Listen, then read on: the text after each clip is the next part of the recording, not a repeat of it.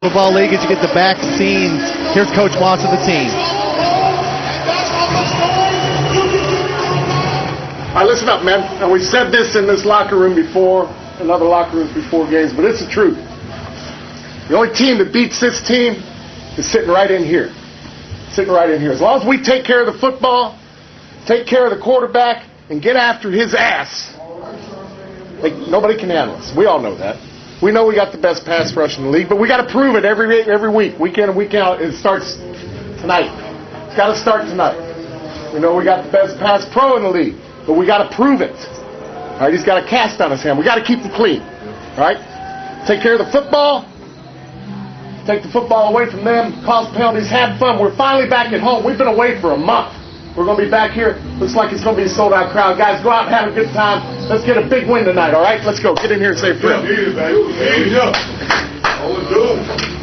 right, Jacksonville Shark fans, that's the great stuff behind the scenes. You got to love that. You played in this league for 8 years and coach. I mean, Coach Moss says it right. Yeah, he always says it right. I played for Les, actually, in Orlando. He's my fullback linebacker coach, and great guy, great football guy, and his players love to play for him. Well, he's been to the playoffs 18 consecutive years. I mean, he'll be tested on the other side tonight because obviously Kevin Guy, you know him well too. Kevin Guy is an excellent football coach. He's a defensive guy and believes in getting after the passer. That's why they got a strong pass rush up front, because pass rush really can win this game for you. And Kevin's got to be excited about this 5-game winning streak they're on. Absolutely, they come in as the hottest team in the AFL.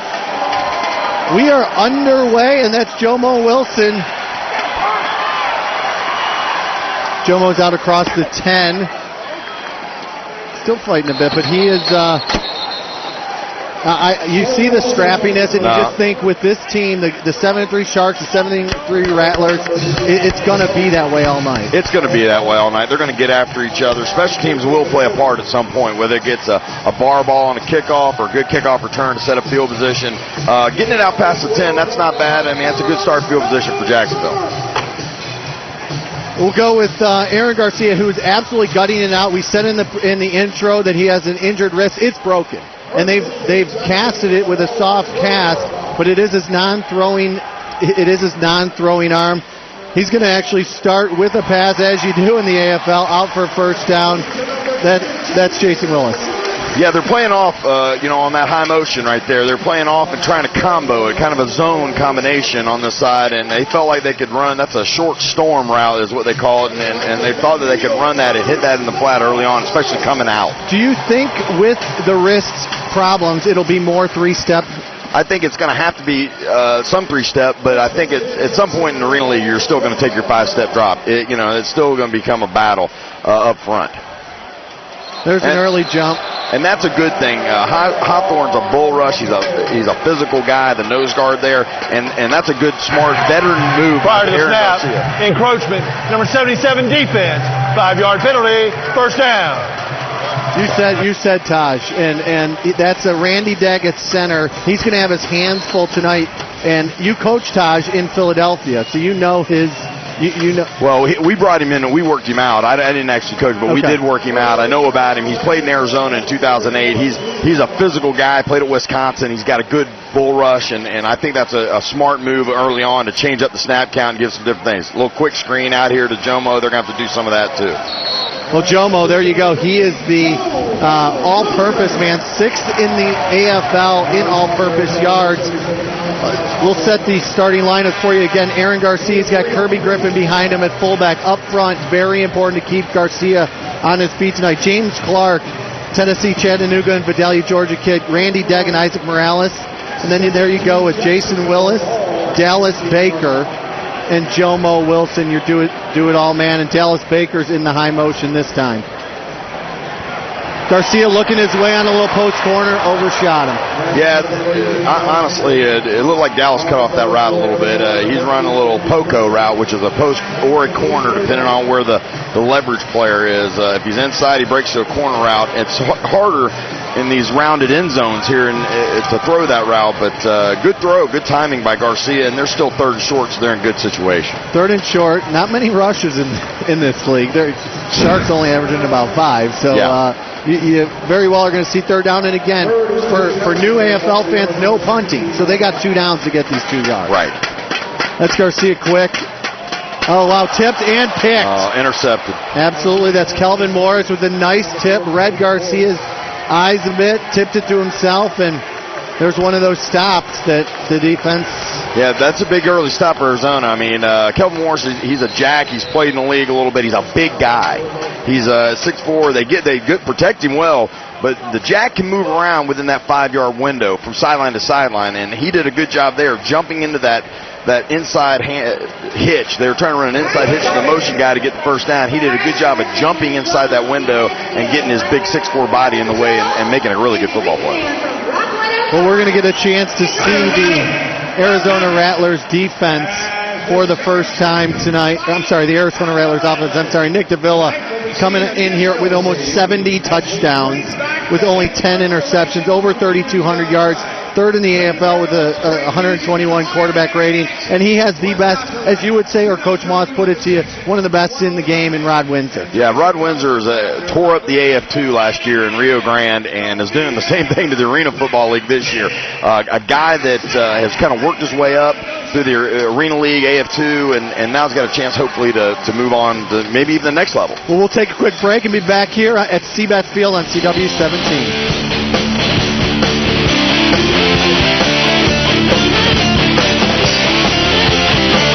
Aaron's 55th year, and we're celebrating with Aaron's 55th anniversary Super Sweepstakes.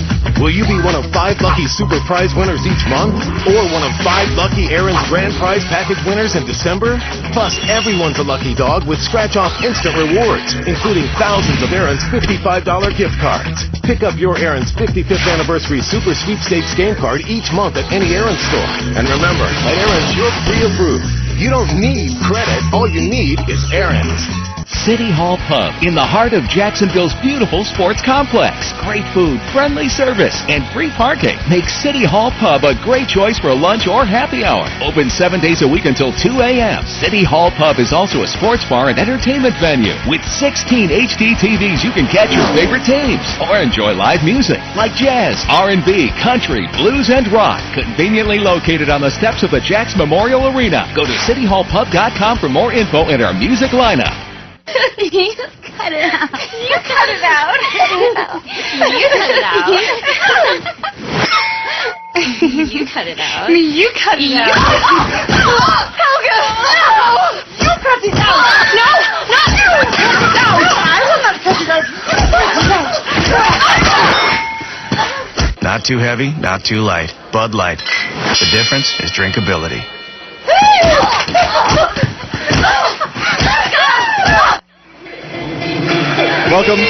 Welcome back, Sharks fans. Tough start. That is Aaron Garcia's 16th interception of this season and actually ties a career high for him.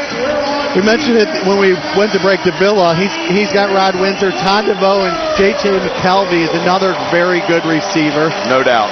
Up front, John Booker, Kyle Young, and Atlas Harrion trying to keep Nick Davila upright against this very fierce Sharks team. They're looking for it all right away. Good job of coverage there. They ran 2 hitches to the front side and then took the backside guy on a go route, and then very well covered by the secondary of the Sharks. The Sharks up front, you heard Coach Moss talk about the best defensive front. They brought in Henry Taylor. He was instrumental in bringing Aaron Garcia all the way down here. Coach Moss started with Henry Taylor. He adds, Jeff Littlejohn, Neefe Moffitt. Yep. Again, they're probably as healthy as they're going to be all year. They bring in the Callahan Bright kid, but they're going to need it tonight. There you go. That's Davila.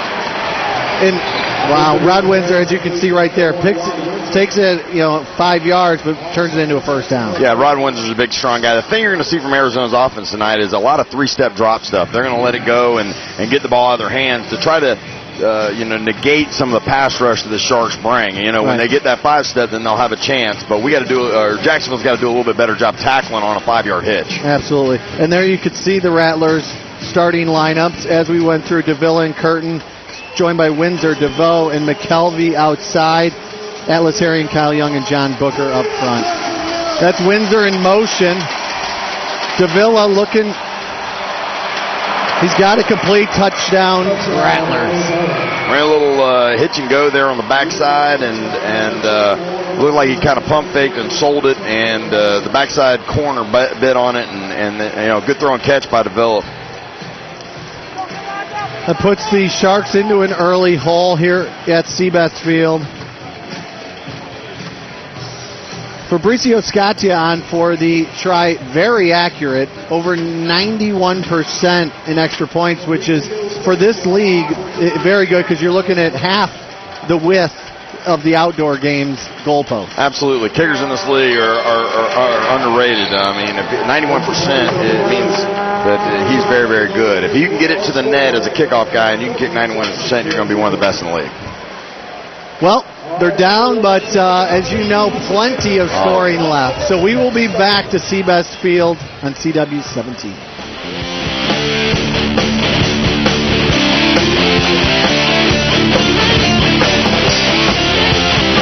Tonight's Jacksonville Sharks game is sponsored in part by the law offices of Barnes & Cohen. Injured? Call 346-HELP. Have you been seriously injured? Hello, I'm Chuck Barnes with Barnes & Cohen. The needs of injured victims and their cases are as different as the people we represent. At Barnes & Cohen, I'll know your name and the facts in your case, not just a case number. Personal service and experience counts. Don't get injured twice. Call the law office dedicated to helping you recover. Barnes & Cohen, call now. 346-HELP. Now's the time to take advantage of our hottest offer. Get Comcast Digital TV for only $29.99 a month for 6 months, with more on-demand choices available whenever you are. But an offer this good won't last. So hurry and call 1-800-COMCAST today to get this limited-time offer for only $29.99 a month for 6 months. All backed by our 30-day money-back guarantee. Right here, right now. Comcast Digital TV. Call right now and get digital TV for just $29.99 a month for 6 months.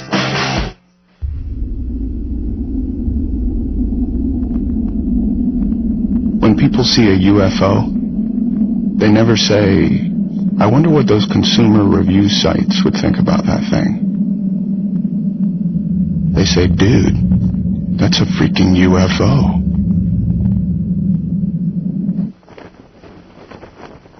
Now get 1.9% APR financing for 60 months on a 2010 Dodge Challenger. Welcome back. We want to thank the first quarter sponsor of Jacksonville Sharks Arena Football. It's being brought to you by Seabest Seafood, a fine sponsor here, and they helped us out with a little, looks like breaded calamari and shrimp. It was fantastic, waiting on our arrival, and they certainly have the goods when it comes to the seafood. Yeah, Seabest taking care of us up here. Very nice. Quick hole for him. As a defensive guy, obviously you coached at Florida, your defense coordinator, JU, you coach in this league. Right. In this league, do they look for a number of stops that they need? When I was in Philadelphia, we used to talk about our magic number being 4. We felt like if we get 4 stops and play solid on special teams, then that would be good. It comes down to a little more than that because you got to close out the end of the quarter, but 4 stops is usually a pretty good magic number.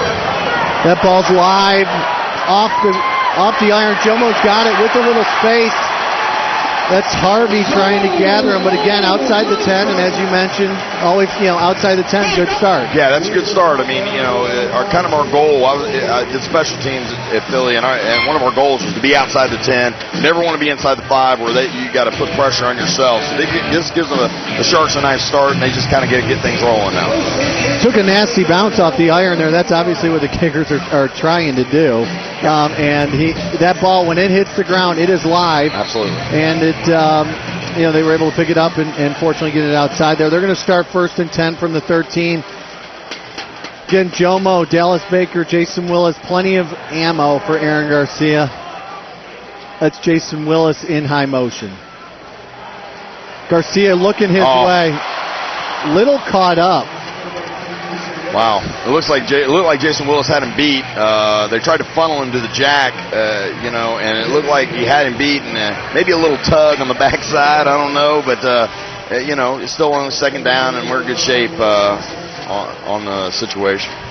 Well, we did introduce the Jacksonville Sharks offense. You mentioned the Jack linebacker, the Mac and Jack. We'll go through that throughout the night and really try and explain it as easily as possible for the viewers, because some unique rules in the Arena Football League. Garcia with pressure again, and there he goes down for the first time tonight, and that's who we've already talked about, Taj Hawthorne. Taj Hawthorne, good rip move, just clean beat the center. They're going to have to do a better job of mixing up their protections. That was an excellent rush by the nose guard. And it looked like, and here you go with the replay. Just beat him up the snap, looked like he got a rip, and just compressed the pocket. It was a really nice rush by a nose guard. It looked like Garcia was going to get back there 5 or, a deeper drop. Who might have been looking for some downfield and just had no chance. 8.5 minutes to go, first quarter. Long third down. Oh, and he's got one in and out of Jomo's hands. It was Brandon Freeman closing on it, and Jomo almost had to start playing defense on that one because Brandon Freeman was coming hard. Yeah, they're running a little zone, and they're doing a nice job of showing man, coming down in there, jamming the motion guy, and then falling into a zone. And they got pressure again a little bit there on Garcia. We need to kind of keep an eye on how many hits Aaron's taking. Well, this is not obviously the start that you want, especially in a game pitting two 7-3 teams. Last week against Orlando, same situation. They fall behind 22-0. They don't score their first offensive touchdown till well into the second quarter. So Ettinger wide with the kick, and the Rattlers bringing it back a long way into Sharks territory, inside the 20, and all the way down to the 15-yard line. Well, that's the tough part when you're kicking a field goal, and especially a long field like that. If you don't make it to the iron, it's a returnable ball straight back, and you got to remember you got big guys who have to protect there, and now they've got to cover a kick. So you got basically offensive defensive linemen down trying to cover a kick. It's tough. Well, that was Terrence Sanders, their regular kickoff man, and he's averaging nearly 20 returns. So when he gets that one a couple of yards deep in the end zone, he's going to get it out to nearly midfield in this game. Absolutely, but I tell you what. They got him down, and that's a key. Red zone defense in this game is huge, especially, your arena plays a big part in how good you are. Well, not the start they wanted. Again, we'll keep our eyes on the scoreboard. We'll be back. Seabest Field right after this.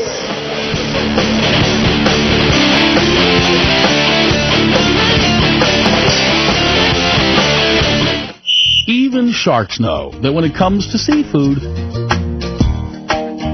you can't get much fresher than sea bass. We start with the highest quality seafood and add a light breading for a snack you'll want to eat any time of day. Our delicious fillets are a family treat, sure to make it a touchdown at the dinner table. Find Sea Best at your local grocer. Make your next meal a special event. It's easy with Sea Best. They freeze their seafood at its freshest. Heekin Orthopedic Specialists, Jacksonville's leading orthopedic experts for treatment of the hand, wrist, and elbow. Fellowship trained at Mayo Clinic, hand specialist Dr. Chris Gall is on the cutting edge of hand surgery. Whether it's arthritis, injury, or carpal tunnel, we understand how valuable your hands are. At the law offices of Ron Scholes, we understand that accident victims may need legal advice before insurance adjusters start calling. That's why we're available 7 days a week, including evenings, to provide the legal advice you need when it counts. Look for the law firm of military veterans on the back of your talking phone book, or call us at 721-7575. And remember, if you hurt, we fight. The Eye Guys at Atlantic Eye are proud to have you seeing your life in HD. Dr. Schmunez, Simmons, Duss, and Lancaster specialize in LASIK and full-service eye care. Live your vision in HD. Schedule a free LASIK consultation today. TheEyeGuys.com. Hagigi Family Sports Medicine sponsors our Jacksonville Sharks. Here's Mandy Rogers with more. I'm Mandy, and I'm here with Michael Hagigi. Tell us about your business. I'm Dr. Michael Hagigi from Hagigi Family Sports Medicine. We are both full family practice and sports medicine as well. We take care of kids all the way to adults, everything from all the medical problems up to sports injuries. And proud to be the medical physician for the Jacksonville Sharks, and I handle all the medical needs. what kind of things do you do for the Jacksonville Sharks in preparing them for the games and making sure that they're in their best position and fit to be ready? Anything during the week that is medically related, if it might be injuries itself, or it might be something that happened during the week that I need to take care of them to get them ready for the weekend. And how excited are you to be here tonight? I'm very excited. Actually been excited throughout the season. Proud to be one of the medical doctors of the team and continue to support the team. Excellent. Well, we'll look forward to watching the game then. All right, thank you. Back to you. All right, Mandy. Again, she is our Football Fanatic field reporter. She won our contest sponsored by Football Fanatics. She will be on the sidelines bringing you everything. AFL's great because you get those behind the scenes, the players, the coaches, and it's really fan-friendly when you're here. And when you're watching it, it can bring you a lot more. Absolutely. It's a fan's game. That's Windsor in high motion. Davila's got it. He's got a little bit of pressure, but that's Trenton Harvey again. He's the man that caught the touchdown, looking his way early and often here. Dropped it to 10. Pretty good coverage. You're right there. Got to get a little more thing. It looks like they're going to go no huddle on him. Absolutely. They got him a little off guard. That's Davila looking at Mishai covering, and it looks like he might have held him a little bit. I think you're going to have 2 fouls here. It looks like we might have a holding call down here with the offensive line in that general area. It looks like maybe Little John or somebody got held. Hard to tell, but yeah, it looks like Mishai grabbed him a little bit on that little crossing route there. Mishai coming back after 3 weeks out. He had led them in reception. There were 2 fouls on the play. Illegal hands to the face, number 58 on the offense. Pass interference, number 1 defense. Those penalties offset. Replay, second down. Good call. Good call there, Coach. Offsetting penalties, replay, second down. What I was mentioning is Mishai, they're giving up. The Sharks defense happy to get him back. They're giving up 17 points per game more when he wasn't in the lineup. Well, anytime you have a secondary, they got to kind of play together. And when you lose a vital part, Mishai's not a big guy, but he's got great ball skills. He's a real competitive guy. So you lose that guy, and now you got to put a new guy in and everything else. And sometimes the cohesiveness of the group plays a big part. All right, they're going to go tight trips left side there. Another flag. D-Web over the top. It's going to be a touchdown, J.J. McKelvey, but maybe an offsides. We'll wait and see.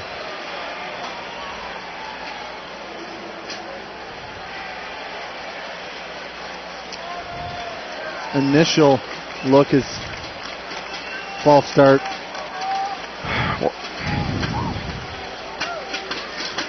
We'll let Perry Habner tell us. Illegal formation on the offense. The tight end was covered by the wideout. 5-yard penalty. Second down. Arizona's jumping into some different formations. They're trying to go in no huddle and some hurry-ups and jumping in some quick shifts to try to get Jacksonville off balance. And I think right there they covered the tight end up trying to jump into one of those formations and gave them an illegal formation. Well, that's probably one of the things as Kevin Guy feels Davila more comfortable, they can start doing things like that. No doubt. All right, Windsor, McKelvey, Harvey. Another flag. Overshot. Windsor fell down, but they're going to huddle again and give us our third consecutive play. Offside, 92 defense. 5-yard penalty, second down. Jeff Littlejohn there.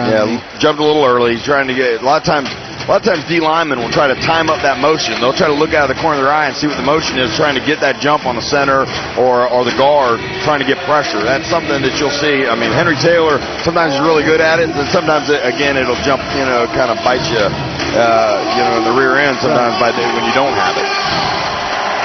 Second. Brings up second and about 4. Windsor slanting across the field. Overshot him. Nice coverage by Mishai. Good defense. Good job by the Jack, too, jumping in the window to help out. And that's where those curved end zones kind of help you. Each stadium has their own, or each arena has their own place. And this helps the red zone defense of the Sharks because now it takes away that corner route sometimes. And Coach Moss says that he likes the rounded end zone, so he tries to practice in here as often as possible to make it a true home field advantage. It's a huge advantage because I don't think Arizona has them. All right, big third down. You'd love the defense to be able to get off the field with minimal damage here. Outside, Windsor's way, and it is incomplete. D. Webb, great coverage. Yeah, good press coverage by D. Webb there. They tried to throw a flop route, which is what we call a fade stop. Means he was going to try to take him to the corner and throw it to the back shoulder, and D had him really well covered and actually almost came up with an interception off the ricochet. Well, looks like they're going to go for it here, so take us inside these calls. I mean, early in the game, going for it, does it mean that maybe there's going to be so many points scored tonight that they need points? This is just an arena game. It's the kind of the feel of the game. When you're down there, you might try a hard count and offside, try to get a free play. That's Windsor high motion, looking his way, out of bounds. Mishai got him, and from the looks of it, got the first. Got it. Through a little quick three-step game, and that's kind of the Danny White's MO. He's the offensive coordinator. He's been a great coach in this league, and he's a big three-step type guy. When you got one of the best in the game catching it, it's gonna up your percentages. Doesn't hurt. That's John Booker behind him. This is where you do see the run, and there you go. That's going to be your first run of the night, and he is cut down nicely by Mishai Robinson. Yeah, the fullbacks, some of the fullbacks in this game, Kirby, the guy on Jacksonville, is actually really athletic. Some of these guys are basically guards. I mean, they don't run the ball very often, and you can see why. But that was a great job by Mishai Robinson coming up and filling when his guy blocked down. Johnny Curtin, their starting fullback, on IR right now. So Booker, he's really a lineman playing the fullback position. But here we go with a little bit of pressure. Maybe some miscommunication. Maybe Davila just trying to throw it away, but incomplete nonetheless. Really, Jacksonville's got to get some pressure a little bit more because their DBs are doing a pretty good job of covering these guys. I mean, if we get some pressure on the Davila over here, then I think this will be a great, a really good battle back and forth. There's Callahan Bright checking in for his first play as a Jacksonville Shark for Jeff Littlejohn. They just signed him this week, and he's going to play right there on that front line. McKelvey, that's Windsor inside the 5 near the goal line, but very nice coverage and hit right after the catch. Yeah, good coverage by D. Webb. Nice job by the Jack to come over and finish him off. But, and again, down inside the 3-yard line. But again, it's red zone in the running game, not being a strength of Arizona, that helps. Here's a big fourth down. This is where the Shark fans can bring it home, and I know the boys do give a huge thumbs up to this crowd. You know it's going to be loud. McKelvey's going to be your high motion man. Trips left. Davila's got plenty of time looking his way, and not much you can do when you give him that much time. Yeah, Jacksonville's got to get a better pass rush. I mean, that's really good coverage by the secondary. He cannot be able to sit back there and hold it for that amount of time. Davila's too good a quarterback, and their receivers are too good, and it'll be a long night for Jacksonville unless they can generate a little bit more pass rush. With the 13-0 Arizona Rattlers lead, I guess it's right time to welcome in the AZ7 Cable 13 crew out in the desert, taking in this game on their first game of a 3-game road trip for them, coming off 5 in a row. They had just completed a 3-0 homestand. Now they're on 3-game road trip here at Spokane, at Chicago. Very tough, similar to what the Sharks are coming back from. And it's a great way to start it. Yeah, great way for you when you're going on the road and you're playing in a raucous environment like this to come out and go up 14-0, trying to take the wind out of the sails of the crowd a little bit. Arizona's come out, they're ready to play, they're focused, they got to stop on defense, they're playing well on offense. We'll see what they can do when we come back here on Jacksonville Sharks.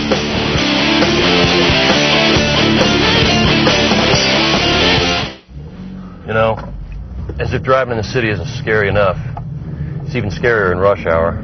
A lot of accidents happen right when you're not asking for it, so you've got to be ready, especially during rush hour. And you've got to be ready, especially after an accident. Ask Gary, a medical and lawyer referral service. Only works with attorneys that charge you nothing unless they win your case. Call 1-800-ASK-GARY. I'm no lawyer, but if you ask Gary, he'll get you one.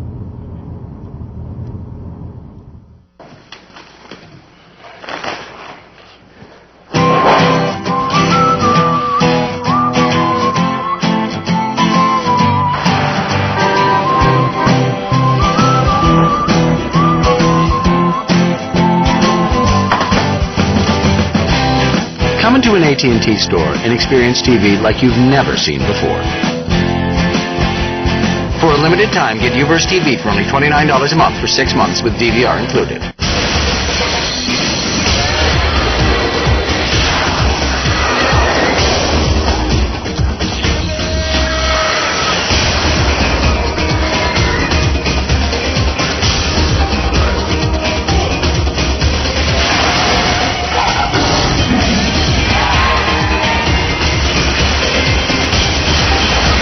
Never underestimate the power of adventure.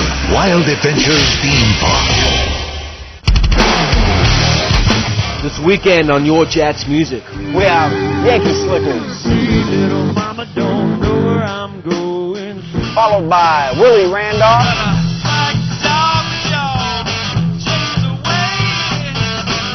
And Roscoe King. We still rock all night long. Party on to the break of dawn. These old boys are getting along. Your Jacks Music, Saturday nights at 10 p.m. and Sundays at 6:30. Okay, we're going to send it down to our Football Fanatic field reporter, Mandy Rogers. It sounds like you're with Mishai, who's doing a great job in that defensive backfield. They just need a little more push up front, it sounds like. Yep, absolutely. I'm here with Mishai, and this is his first game back after 4 weeks from knee injury. So how are you holding up, and what are you trying to focus on with the game now?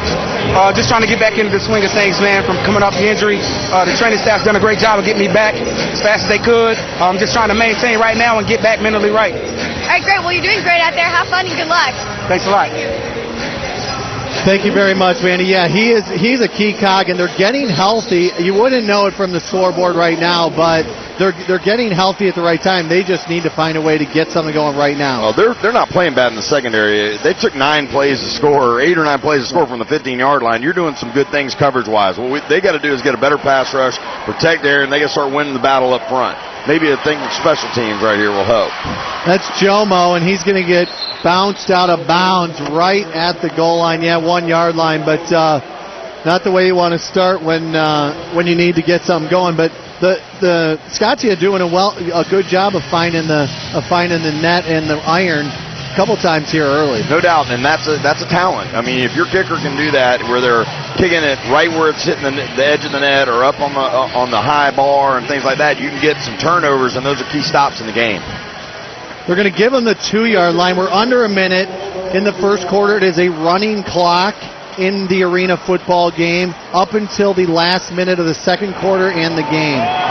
Garcia finds Dallas Baker for his first catch of the game outside the 10. Some breathing room for the Sharks.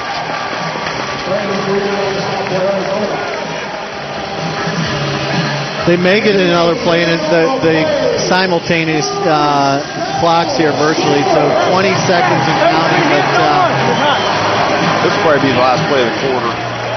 First quarter is not usually a huge factor. It really comes into factor in the second quarter. Well, we like to hear you say that because they're down 14-0, Coach.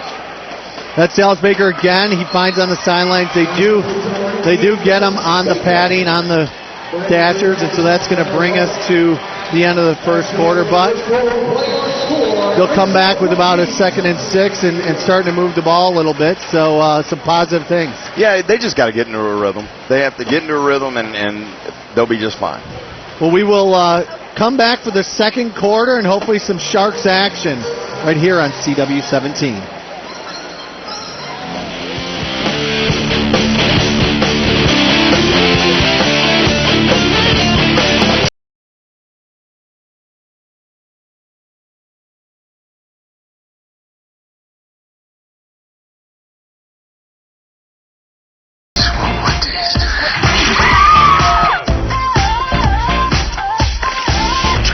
Sex to distract me. I learned from the best. That could have gone better. Let the games begin. The The reviews are in. Local Haunts is a hit. See the show that everyone is talking about. Oh my God! Local Haunts, Sundays at 9 and 9:30, only on CW17. Are you haunted? Email your ghost stories to localhaunts@yourjax.com. Your story could appear on the Local Haunts website. And watch Local Haunts every Sunday at 9 and 9:30 on CW17. You will believe.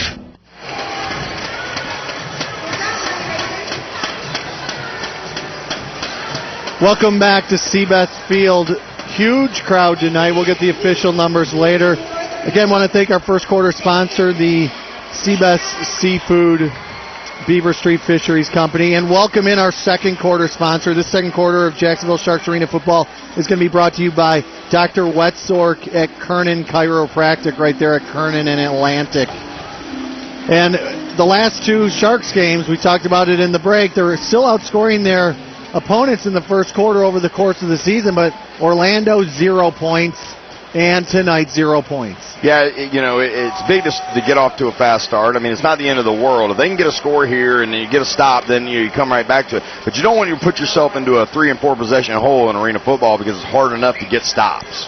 And from the standpoint of second half, I mean, the Rattlers won the toss and deferred, right, so they're going to get it, so that will make the last minute of the first half vital, and they're just going to have to find a way to get something done. Yeah, I mean, if they can get a quick score here, the game could change very quickly in arena football. Get a score, get one off the bar, a lot of good things can happen for the Sharks, but right now the Rattlers are playing outstanding on both sides of the ball. That's what they wanted to do coming in to start this 3-game road trip. That's Jomo in motion, looking Jomo's way behind him. Try to run a little dig route and good protection that time. Slide protection, nice job of the fullback washing the end down and had a good pocket to throw in. He just looked like he missed him a little bit right there. And Terrence Sanders doing a nice job right in Jomo's pocket. So and covering that guy coming off motion. You don't see it in any other football game. Is that the hardest thing to do? It is no doubt the hardest thing to do. Your DBs have to be great press coverage guys and what you call catch press coverage or catch coverage when you get them high motion. It's going to bring up third down and about 5. That's deep B. Dallas Baker in motion. Garcia sprints out. He's got a man, Jomo, up the left sideline. First down. We'll see what the penalty flag is that's thrown back at the 15-yard line. Rattlers want to say penalty on the Sharks. We'll see. They did a nice job, kind of buying some time, and they were in a zone. They fell off. The backside corner fell way off, playing his half of the field. And that illegal defense, outside rush, 99. Penalty is declined. First down. And this will help with the Mac Jack explanation with the illegal defense. Right. The Mac linebacker has to rush in the A gaps. And the Mac linebacker is a strong side linebacker, and he rushes or can rush every play. Over the center or the guard. The A gaps, over the center or the guard, correct. Now, if he goes outside of that, then it's called an illegal defense because there's not enough guys to protect the quarterback. And let's face it, the Arena League is a quarterback-driven league. And so they protect those quarterbacks at all costs. Well, they're going to take the yards on that. A nice catch by Jomo, well into Rattler territory, down to the 14. And again, he comes in with 19 touchdowns on the year, catching 19 of Aaron Garcia's 62 on the year. Yeah, Jomo's their do-everything guy and has had a great year for him. Dallas in high motion. Looking Dallas's way up and nearly caught. Nice attempt by Dallas. The wall just got in his way. Yeah, that's the tough part.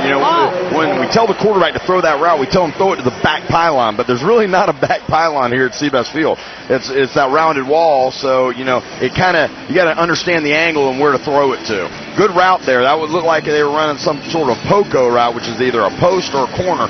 The guy played way inside, so he broke a corner route outside and just missed him. And you do see in practice a lot of Aaron throwing the ball up. It's a huge Dallas Baker, a very big receiver. Yes, absolutely. The size is a huge factor.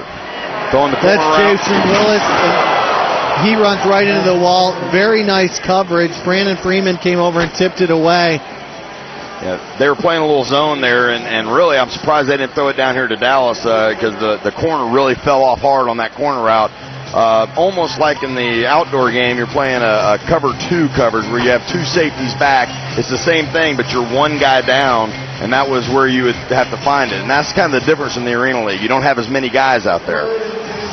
8-on-8 in Arena. The 3 down linemen are mandatory, and the fullback is mandatory every time. So you're talking about the quarterback and 3 receivers every time.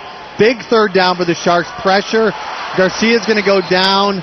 And I'm going to say that was pressure, but that also might have been almost a wrist sack because he can only do so much, and he's got to protect it. Well, I think they did a pretty good job of collapsing the pocket a little bit and getting some push up the field. And Aaron had to step up, and not being the biggest guy, when he's got to step up, we always felt like if we can make a throw out of a well, when I played against him, coached against him, throw it out of a well, he would struggle and because of his size. So they got to give him some good throwing lanes. Well, Edinger's on right at the midfield stripe. You add 8 yards with the end zone. That's going to give him a 33-yarder here. Needs this one, but again, as we mentioned, these goalposts are not very wide, so he needs to be accurate. Boy, and he is. Great kick right there. Outstanding. Important to get the first points on the board. Hopefully the floodgates open. We'll be back to find out.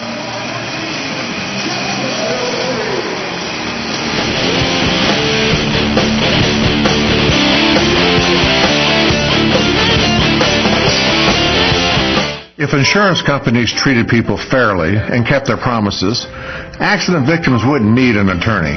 But insurance companies aren't fair. They put profits ahead of people. That's why you should call Harrell & Harrell.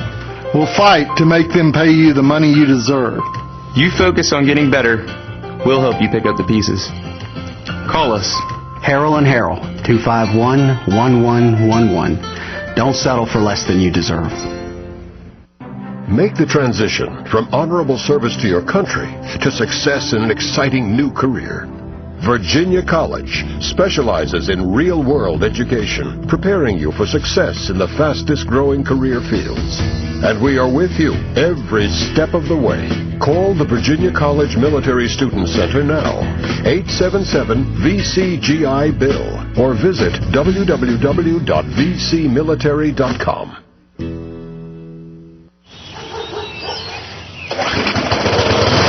You just started your lawnmower on the first pull. Just another reason to celebrate with TGI Fridays, where it's always a party. Hurry in. 3 full courses for just $12.99. Thank God it's Fridays. Do you have paternity questions? Answers are available at your local pharmacy. Go to DNAtesting.com for a store near you. Identigene, for questions only DNA can answer. Welcome back, Jacksonville, and Coach, you again, coach in this league, played 8 years.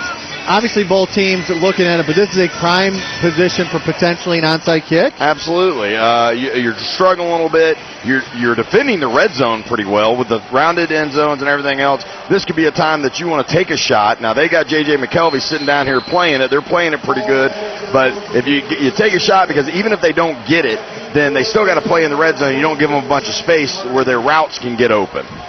So this will be interesting. Edinger is going to take it, and he is going to kick it deep. That's Trendon Harvey.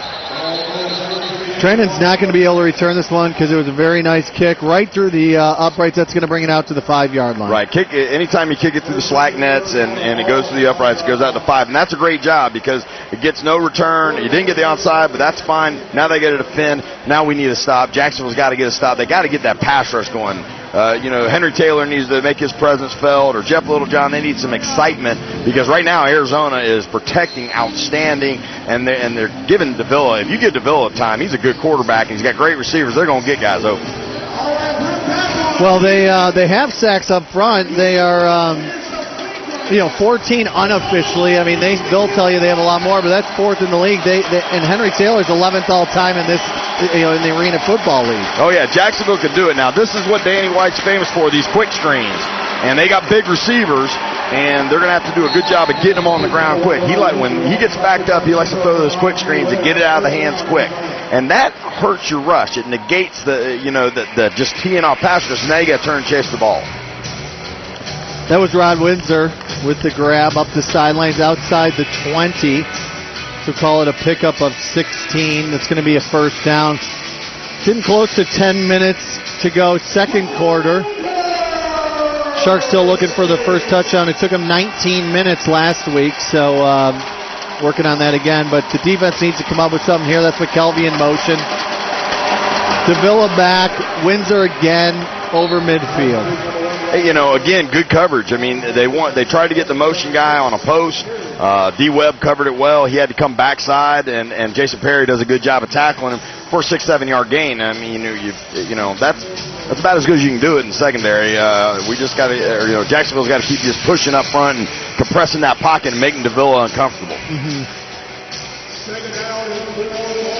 2nd and 4. That's again Windsor, McKelvey, and Harvey outside, and it's going to be Harvey that's going to motion. It looks like into trips on the right side.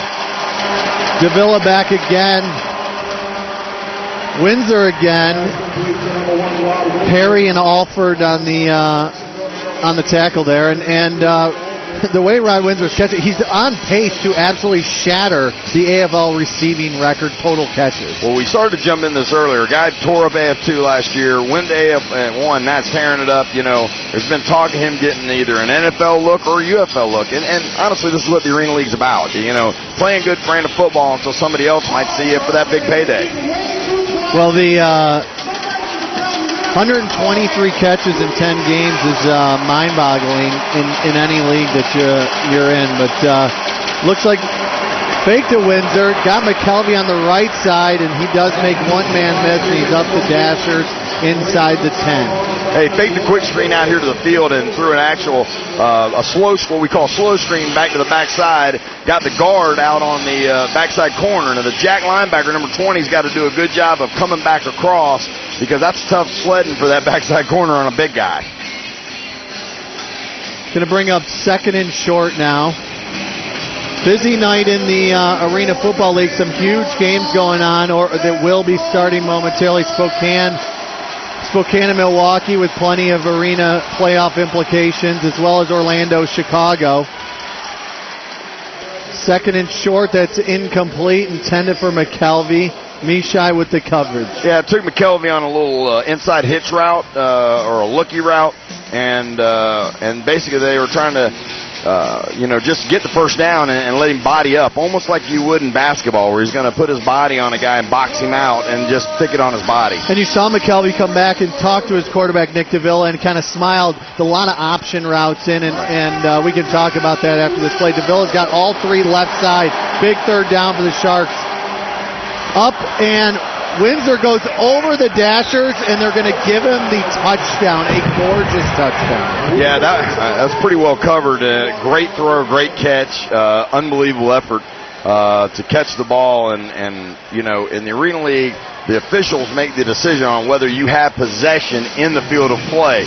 So the official obviously decided he had possession in the field of play. Outstanding effort. Rod Windsor with his first one tonight, but if you can believe it, 33rd in just a little over 10 games. Scott John for the extra point. As we said, he's nearly deadly from there. 21-3 Rattlers. Well, and the Sharks will get another shot here with 7 minutes to go in the second quarter. We'll be back to see what they can do on CW17.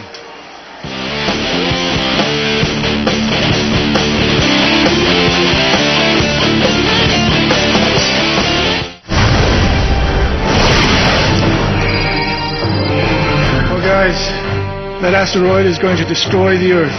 There's only one thing left to do. And here we go! It's the sure sign of a good time. The just right taste of Bud Light. Here we go. We'll see. The economy's gotten real tough these days, which makes errands tougher to beat. Tougher to beat on prices. We give you the guaranteed low price. tougher to beat on terms. Aaron's never checks your credit, and you can lease to own for 12, 18, or 24 months.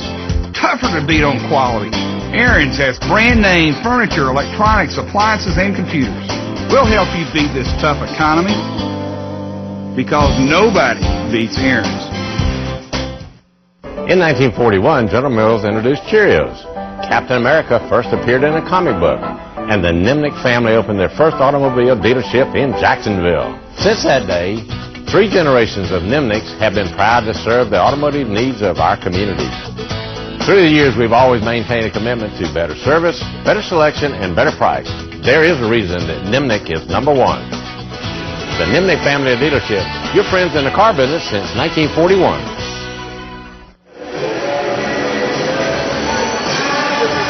Welcome back to Seabest Field, where the Jacksonville Sharks currently find themselves down 21-3. And for a team in Arizona that's played 3 one-point games, they're certainly trying to, go for the jugular. They're going for it early. They're playing outstanding at every phase. They played well on special teams so far. They're playing good, solid defense with a pass rush. They're protecting Davila, and the receivers are making plays like we thought they would. Jomo's back again, and he's going to again take this one off the net, and it's slack net. They're going to let him return it. Makes a man miss and is out over the 10. Another man breaking tackles and out nearly to midfield, almost to the 20-yard line. Yeah, great return by Jomo. Great effort. Made a couple guys miss. Jacksonville loves that little sideline return, and they try to set it up where he comes up the middle initially and then breaks it to the outside to his left. Makes one miss right there and makes another one miss. Basically runs him over and does a great job getting great field position for the Sharks. Hopefully they can get something going. He's truly an all-purpose guy. Last week he filled in on DB because, as a defensive back for a little bit when they had an injury. So he can do just about everything. You got to have a guy on your team that can do those things and because of the number of people that you carry on a team. Jason Willis in motion. He's down the field. It looks like Jomo up the left side. He's got it with space. Nice move to the right side. Great job. Inside the 5, down to the 1. Brandon Freeman with the tackle, but not before 35 yards. Outstanding protection. That's where it starts. Aaron was able to buy a little bit of time with his feet. They fell off, same zone. Aaron knew where they were falling off. He hit him backside, just dumped it over the Jack linebacker. And what you're going to see is a great cut, but an outstanding block here by Dallas Baker. You can't see out of the right-hand corner, and he pinned his guy all the way into the boards to give him first and goal on the 1. Calvin Morris, who already has 1 interception, actually got a fingertip on that ball. That's why it was wobbling as it got to Jomo, but it got to him nonetheless. And that's Jomo on the sprint left, and he's going to walk in for his 4th rushing touchdown of the night. Touchdown Sharks. Yeah, that was big right there, getting him in. Great block at the point of attack, and looks like Jomo's down. Hopefully he's going to be okay. Yeah, he is agonizing over there in the end zone. That's his 4th rushing touchdown of the year. I'm sorry, not the night. That would have been nice, but it looks like it's his. It looks like it may be in his headgear. Yeah, it looked like he might have gotten poked in the eye there as he crossed. It looks like he said, goes down and he lowers his shoulder and maybe got somebody right there. Probably inadvertently got a finger in the eye and stuff. So hopefully that's going to be okay. Always scary with the with the eyes, but he is up and picking up his 24th touchdown of the year. Gives the Sharks their first touchdown of the night and gives Edinger a chance to tack on the 10th point. Well, you certainly hope Jomo's okay because I know that they only dressed 3 receivers. That would mean D. Webb or Perry would have to go in and have to play some wide receiver, and that's where you get into how many guys you carry, linemen, stuff like that. Well, and I want to hear from you. Coach Moss says that's the hardest thing every week when you get everyone to practice, but you can only start 20 out of your 23 practice players. Well, you feel like you constantly gamble. Okay, well, if I dress more linemen and we have a DB go down or a wide receiver go down, then we're hurt. But if I don't dress as many linemen and one of those guys get hurt, then you get into the same problem with the big boys. Well, there you go. We'll get plenty more of Coach Odom's expertise on arena football. We'll be back after this.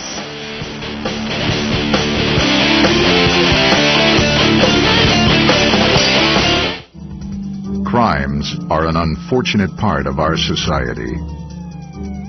The field of criminal justice is full of men and women, both in the public eye and behind the scenes, working to secure our future. The ITT Technical Institute School of Criminal Justice teaches the fundamentals of the criminal justice system and criminal justice skills. Graduates may be ready to pursue a broad spectrum of careers in the private sector, as well as entry-level positions involving criminal justice, including parole and probation, community corrections, and court systems. Be one of the many dedicated Americans who participate in making our nation a better and safer place for us all. ITT Technical Institute School of Criminal Justice, Education for the Future. To find out more, call 1-800-488-3595 or visit us on the web. Just because an injury doesn't show up on an x-ray doesn't mean it isn't real or any less painful. It could easily be a soft tissue injury. All too often, people with these injuries are treated as if they're trying to get something for nothing, adding insult to injury. If that's the case, call 396-5555 and let FARA and FARA fight for your rights. We'll make sure you're treated with the dignity and respect you deserve.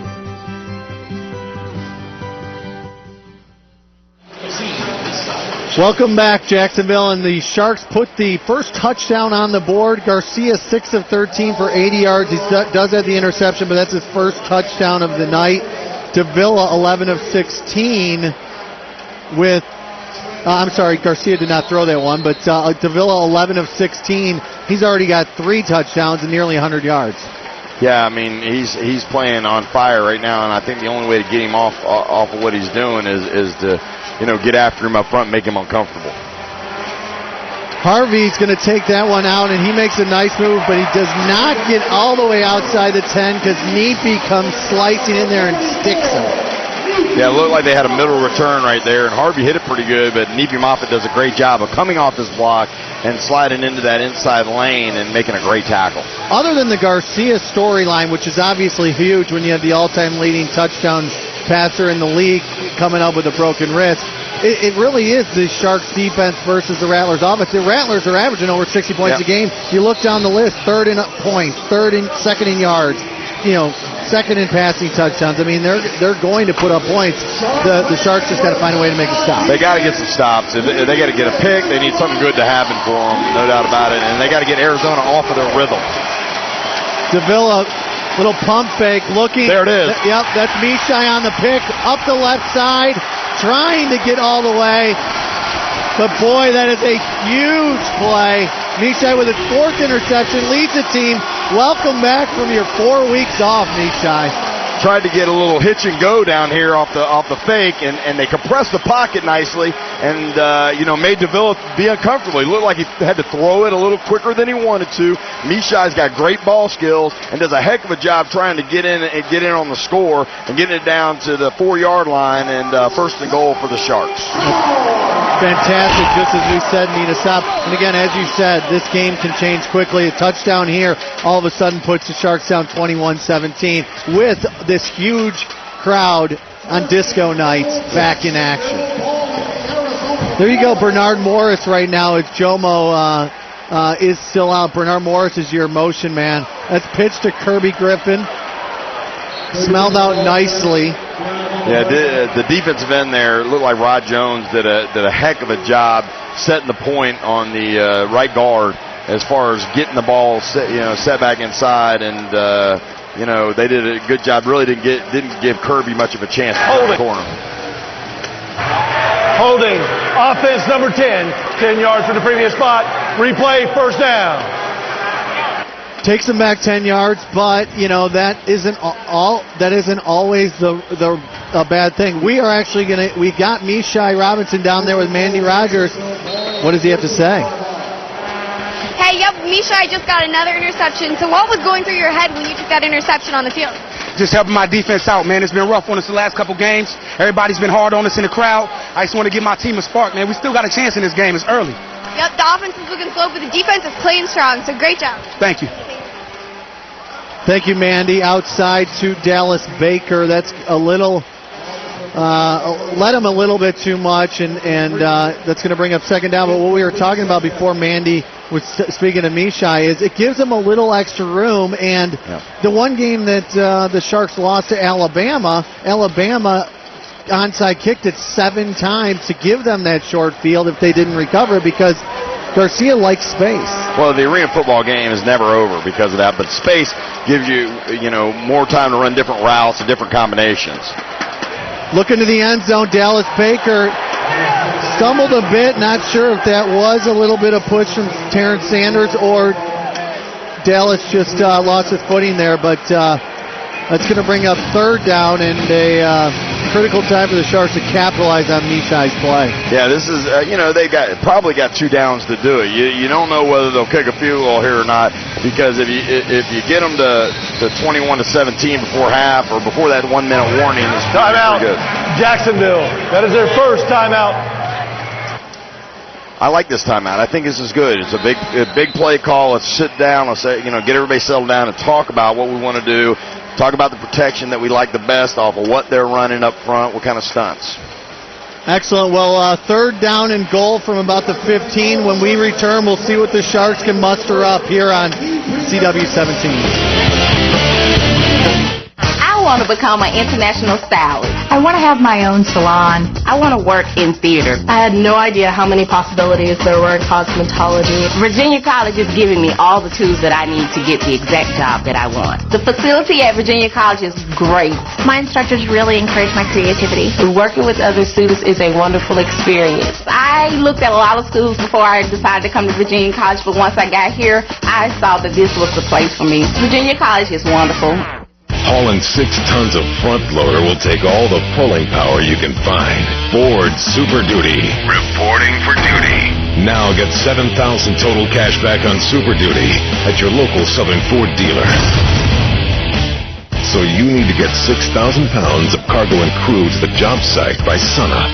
Ford Super Duty. Reporting for duty. Now get 0% financing for 60 months plus 1,000 bonus cash at your local Southern Ford dealer. Your life can't stop because you've been injured in an accident. We understand. You suddenly have a lot more problems. Finding a doctor. Paying medical bills. Recovering lost wages. Making ends meet. That's why you should call Harrell & Harrell. We've helped thousands of people just like you. You focus on getting better. We'll help you pick up the pieces. Call us. Harrell & Harrell, 251-1111. Don't settle for less than you deserve. Well, Kernan Chiropractic is one of our Jacksonville Sharks Arena football sponsors. Again, Mandy Rogers, our Football Fanatics field reporter, you're down with them. Hi, and now I'm here with Dr. Wetzerk of Kernan Chiropractic. So tell us a little bit about your business. We provide massage therapy, chiropractic adjustments, physical therapy, rehab for the Sharks organization. And you also help with the cheerleaders too, is that right? Cheerleaders, players, coaches, all of them. So now tell us, is it stressful and hard to watch the game when you're busy making sure that the players are in tip-top shape? It's a little tough, making sure they're not injured. You care about the guys. You want to make sure they're doing their best and make sure you can do your job to keep them at their best. All right, and that's what you do. Well, thank you very much. Awesome. All right, thank you. Thank you again, Mandy. Big third down here. Jason Willis in motion. Garcia buys some time. Dallas Baker fell down, and he just threw it back, through the back of the end zone and out of play.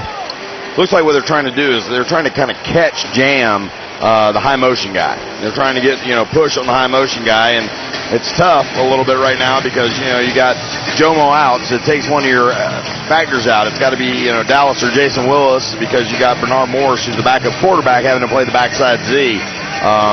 So, I like this. As long, if the kicker can get through, you're still down 1 score, makes it a 1-possession game. Right.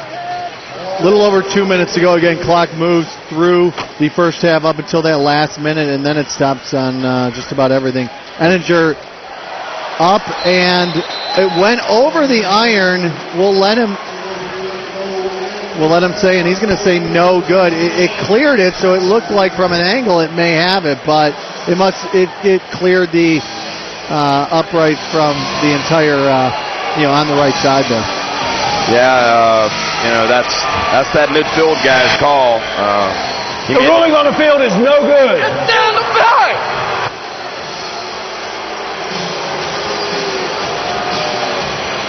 There you can see the replay of it. Very, very close. Yeah, tough decision there maybe for the Sharks, but can't do anything about it. Got to go on to the next play, and the Sharks just got to come back and keep playing defense and create another turnover. There you go. You got 2 minutes first half. The clock begins to move. Edinger unhappy with that call. The silver lining with Davila is 31 touchdowns in his last 4 games, and he's playing so well. He does have 5 of his 10 picks in those same games, so they can possibly get to him. That's quick to McKelvey. He's out over the 10.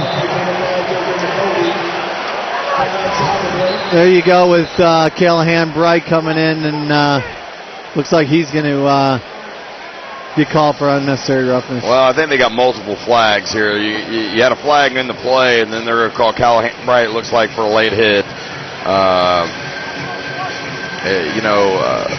Got to see what the first call is, but kind of a discipline thing. You got to make sure that, if it's a hustle play, bang, bang, it happens occasionally. The guy's trying to make a play, just you don't want to give them unnecessary yardage. But the good thing is you're getting close to a 1 minute warning. There were 2 fouls on the play. Illegal formation. Number 20 on the defense was moving forward at the snap. That penalty is declined. Personal foul on the defense, number 95. 10 yards for an end run. First down. That is going to really tack it on. The pickup was about, was nearly 10 yards, and then you had another 10, and you are out to nearly midfield. So 1:40 now. First down. Rattlers back in business. And again, the D-backs, as you've been saying all night, are playing. They've given up 21 points, but you can't put it on them. One of the scores is on 4th down, and Rod Windsor makes a catch over the wall. Yeah, 21 points and a half arena football is not playing bad defense usually. The biggest thing is getting after that man up front a little bit more. Davila back, looking Windsor's way. He's got it in the middle of the field, and Jason Perry drops him. They played a little zone that time, and Jason Perry kind of fell off inside. Made a good tackle. It's an 8-yard game, but it's going to go to the 1 minute warning here. And now this is the game, but within the game. The 1 minute warning in the last part of the game is big. This is the 1 minute warning. The 1 minute timing rules will go into effect. Arizona has 3 timeouts remaining. Jacksonville has 2. Very, very, very similar to the 2 minute warning in the outdoor game. Correct. But the difference is now if they go out of bounds or they hit the wall, it stops the clock. Whereas before, the clock just constantly runs in arena football, unless you get a penalty or something. Now, the guy goes out of bounds or this, that, the other. The clock stops, so it becomes a new game within the game. Well, we'll be back to watch this exciting last minute when we return.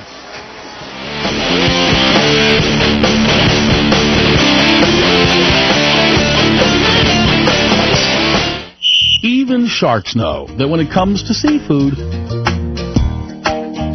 you can't get much fresher than sea bass. We start with the highest quality seafood and add a light breading for a snack you'll want to eat any time of day. Our delicious fillets are a family treat, sure to make it a touchdown at the dinner table. Find Sea Best at your local grocer. Make your next meal a special event. It's easy with Sea Best. They freeze their seafood at its freshest. Max had his first surgery when he was 3 days old. He's had holes in his heart repaired. He's overcome a lung collapse. But there's hope in Max's eyes. It's a real miracle. When your child needs help, there's a Children's Miracle Network hospital nearby.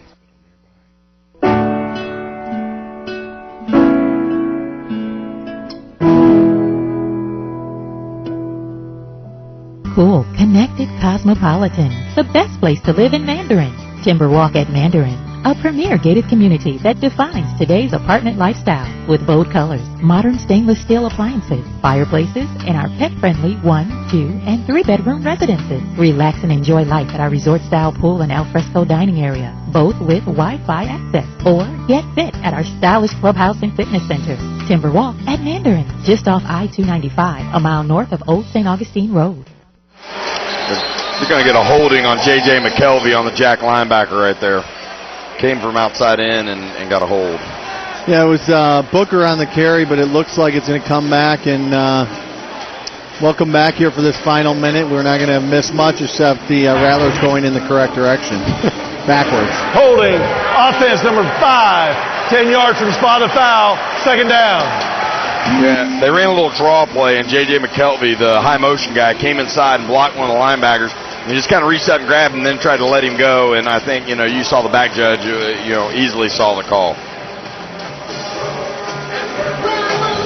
It's going to bring up second down from just inside Sharks territory for the Rattlers. Nick Davila's got him huddled up.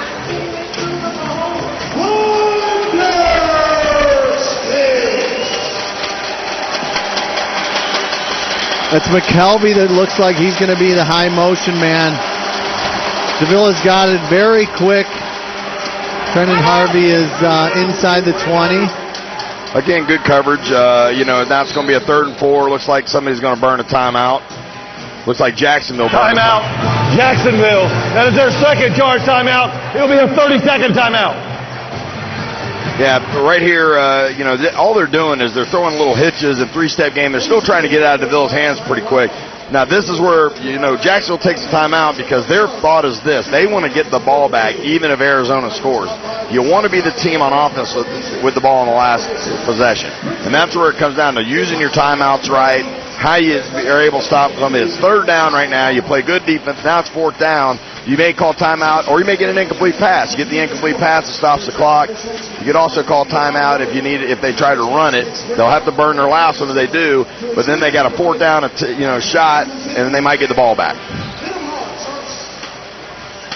Well, currently the Sharks still have 1 timeout left, so right. You would think if they can make something happen here, you're going to, they're going to possibly use that last one. We know that from that Cleveland game that most of these fans, many of you saw here on CW17, the Cleveland game when they won it on the final play of the game. It doesn't take much. Yeah, just Windsor breaking it inside the 10. Coach Odom over here saying even as the play was going, they were playing way off of them, and it might have even been a missed coverage. Yeah, I don't really understand what was happening there. They pressed the motion guy there, and then they fell way far off and inside. Mishai Robinson looked like he come up a little gimpy, too, hurt his knee a little bit there. But I don't understand why he's playing that far off with press motion. Timeout, Arizona. That is their first timeout of the half. 30-second timeout. Well, there you go with timeout on the other side. So, again, a back-and-forth chess match here in the final minute, as you've been explaining. Mishai, hopefully, not the same knee that has been bothering him, getting tweaked there. But Coach Grande, the defensive coordinator, out to talk to him. The crowd tonight is huge, as we've mentioned. 11,750 was the largest. You'll be happy to know that tonight 11,922. So the crowds continue to grow. Next weekend, 4th of July weekend, spend your Saturday night here for another big game, a divisional game. Alabama Vipers come to town, 7 p.m. kickoff, and then watch your fireworks on Sunday. Celebrate our Independence weekend with a little Sharks on Saturday and then fireworks on Sunday. Can't do any better than that. I tell you what, Jacksonville is a great place for arena football. It's a great town. It's a blue-collar kind of a hard-working town. I think they embrace it. This is a great product. It's fan-friendly, and I think the people will really love arena football here in Jacksonville. Well, we've enjoyed bringing it to you on CW17 and look to many more. Coach Odom is the defensive coordinator for JU. We gotta get your thoughts on the upcoming season come this fall. But the most important thing at hand is keeping them out of the end zone here. Yeah, got to get a stop right here. This is big. Very nice play by Jeff Littlejohn right there at nose. Rajon Miles, your linebacker, dicing in as well. All right, there's a little game. Timeout, Arizona. That is their second charge timeout. 30-second timeout. All right, there's a little gamesmanship going here. Danny White was telling Nick Davila to hold off calling the timeout until about 9 seconds. I mean, they could have called timeout with 12 or 13 seconds. And what happened is he thinks he can get 2 plays off. You can get 2 plays off. They got a timeout even if they get caught in bounds. So this gives them an option. You're probably going to see 2 pass plays here, both going toward the end zone, knowing that they want to score with no time coming left. Great job by Henry Taylor here. I mean, he set the point right there on that sweep. Turned the ball back inside to the linebackers and the nose guard coming on the backside. Outstanding defense. Right. Under 10 seconds, 9.9 left. And you saw the schedule up there briefly. It is after the 3-game road trip, you're going to have quite a few home games to come out and here and enjoy Seabass Field and the Sharks. Second down, Davila back, pressure, looks like a bit of a hold. He tries to find Harvey, but it is incomplete. Brings up third down with 4.5 seconds to play. Good coverage there, right there. They tried to throw McKelvey in high motion on a big crossing route. Then they ran a little out and back in with Trenton Harvey, and very, very good coverage by the secondary. And looked like we got a little, Jacksonville got a little push right there, and Davila kept having to backpedal and couldn't really set his feet to throw like he wanted to. That was Callahan Bright on the push, and the looks like Coach Grande, the defensive coordinator, shuffling guys in to try and keep them fresh, or at least try to find something that's going to get. You got a front sign. You got a timeout, Arizona. That is their third and final timeout. 30-second timeout. That was big there. They couldn't get the playoff they wanted. Having to use that timeout now, if you get them in bounds, even if they catch the ball and they don't score, they got to throw this in the end zone. Because if they don't, they're not going to get another playoff. This will be the last play of the half, as long as you get them in bounds. Right. Okay. Love having Coach Odom up here. Played 8 years in the AFL. And was a coach for the Philadelphia Soul, who in 2008 won the Arena Bowl when you were on the staff. Coached at the University of Florida right down the road, 70 miles in Gainesville. Played at the University of Florida. And currently you're defensive coordinator for JU. What do you expect? How many you got coming back this year, and how's the outlook? On defense, we got 7 coming back. Got 9 or 10 on offense. So, we've got a good core of guys coming back. I'm really excited. I work for a great guy. Kerwin Bell is outstanding. Got a great offense. I hope I can bring something to the defense. Our AD is a great guy, Alan Verlander. I'm fortunate, and JU's in great hands, that I'm working for 2 outstanding men, and I think we're going to have a great season. I'm looking forward to it. Here you go, folks. Looks like the last play of the half. Davila needs to go end zone. Windsor outside. They're going to get one more. Yeah, they are going to get one more. D-Webb with great coverage. Windsor looking for a little flag. Not going to get it, and brings up 4th down, 1.8. And this most likely will be the last one. And looks like they're going to field goal. Trot out Scotty. Yeah, Fabrizio, he is 0 of 1 on the year in field goals, but kind of like an extra point here, so hopefully they can. Timeout, Jacksonville. That is their third and final timeout. 30-second timeout. Pretty smart, I think. Les is going to make the kicker think about it a little bit. He's going to make sure he gets the rush called he wants. You get a block right here, that's big. I mean, because let me tell you, holding a team like Arizona to 21, 24 points at half, we're not, Jacksonville's not playing great offense right now. But they're keeping themselves in this game. They're keeping themselves in this game because they're playing great defense. They got to, if they can get a stop here, if this guy misses a field goal, they get a stop here. This is huge. Right. And the momentum of the game, and keeping them playing, because sometimes you're going to get a half of football. Things don't go their way. They play good coverage. They've had some rough things happen. Jomo gets hurt. There's a lot of things that have gone wrong. Now you find out what you're made of as a team. How are we going to keep competing? How are we going to keep battling? I think we're seeing that they're going to keep battling. Right. Well, yeah, you could not ask for more. I mean, the defense giving up just about 50 a game, and they're going to, they're doing their job, and this is an Arizona team coming in averaging 60. Yeah. Scotty's got a bad snap, but it doesn't matter. He got it right through, and that is going to wrap up the first half with a 2-touchdown lead for the Arizona Rattlers. Coach Moss Coach Siegfried, your offensive coordinator, Coach Grande, going to have to get back in there, regroup, and as you said, hopefully just chalk it up to bad half and then come back out. Well, the Arena Football, 14 points is not that much in the Arena Football League. Things can change in a hurry, and I think they will. They'll make some adjustments. Well, we'll be back for some halftime festivities and plenty more action here on CW 17.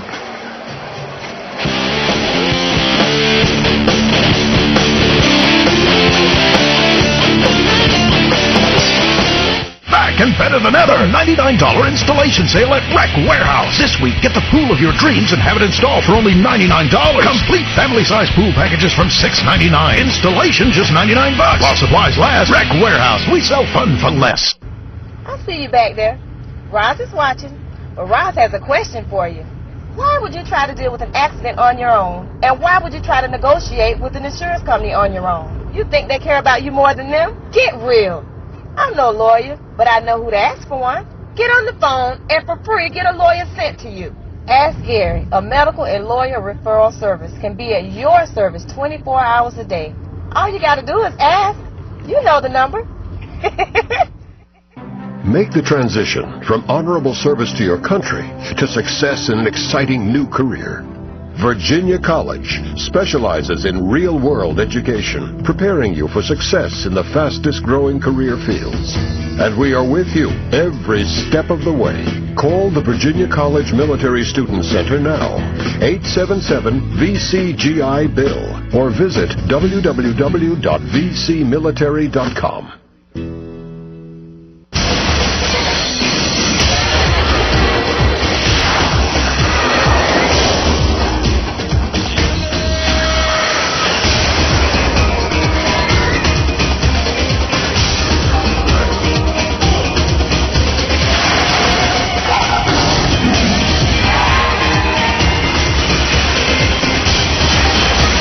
Never underestimate the power of adventure.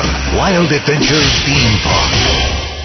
This week at Rec Warehouse, take up to 50% off everything in the store. That's right, take up to 50% off the spa of your dreams. 3-person models as low as $900. 5 models, $2,500 or less. Save on saunas too. Sale price from $9.99. Rec Warehouse, we sell fun for less. At Aaron's, we keep opening more stores and serving more customers with over 1 million customers leasing right now. Maybe it's our brand new name brand furniture, electronics, appliances, and computers.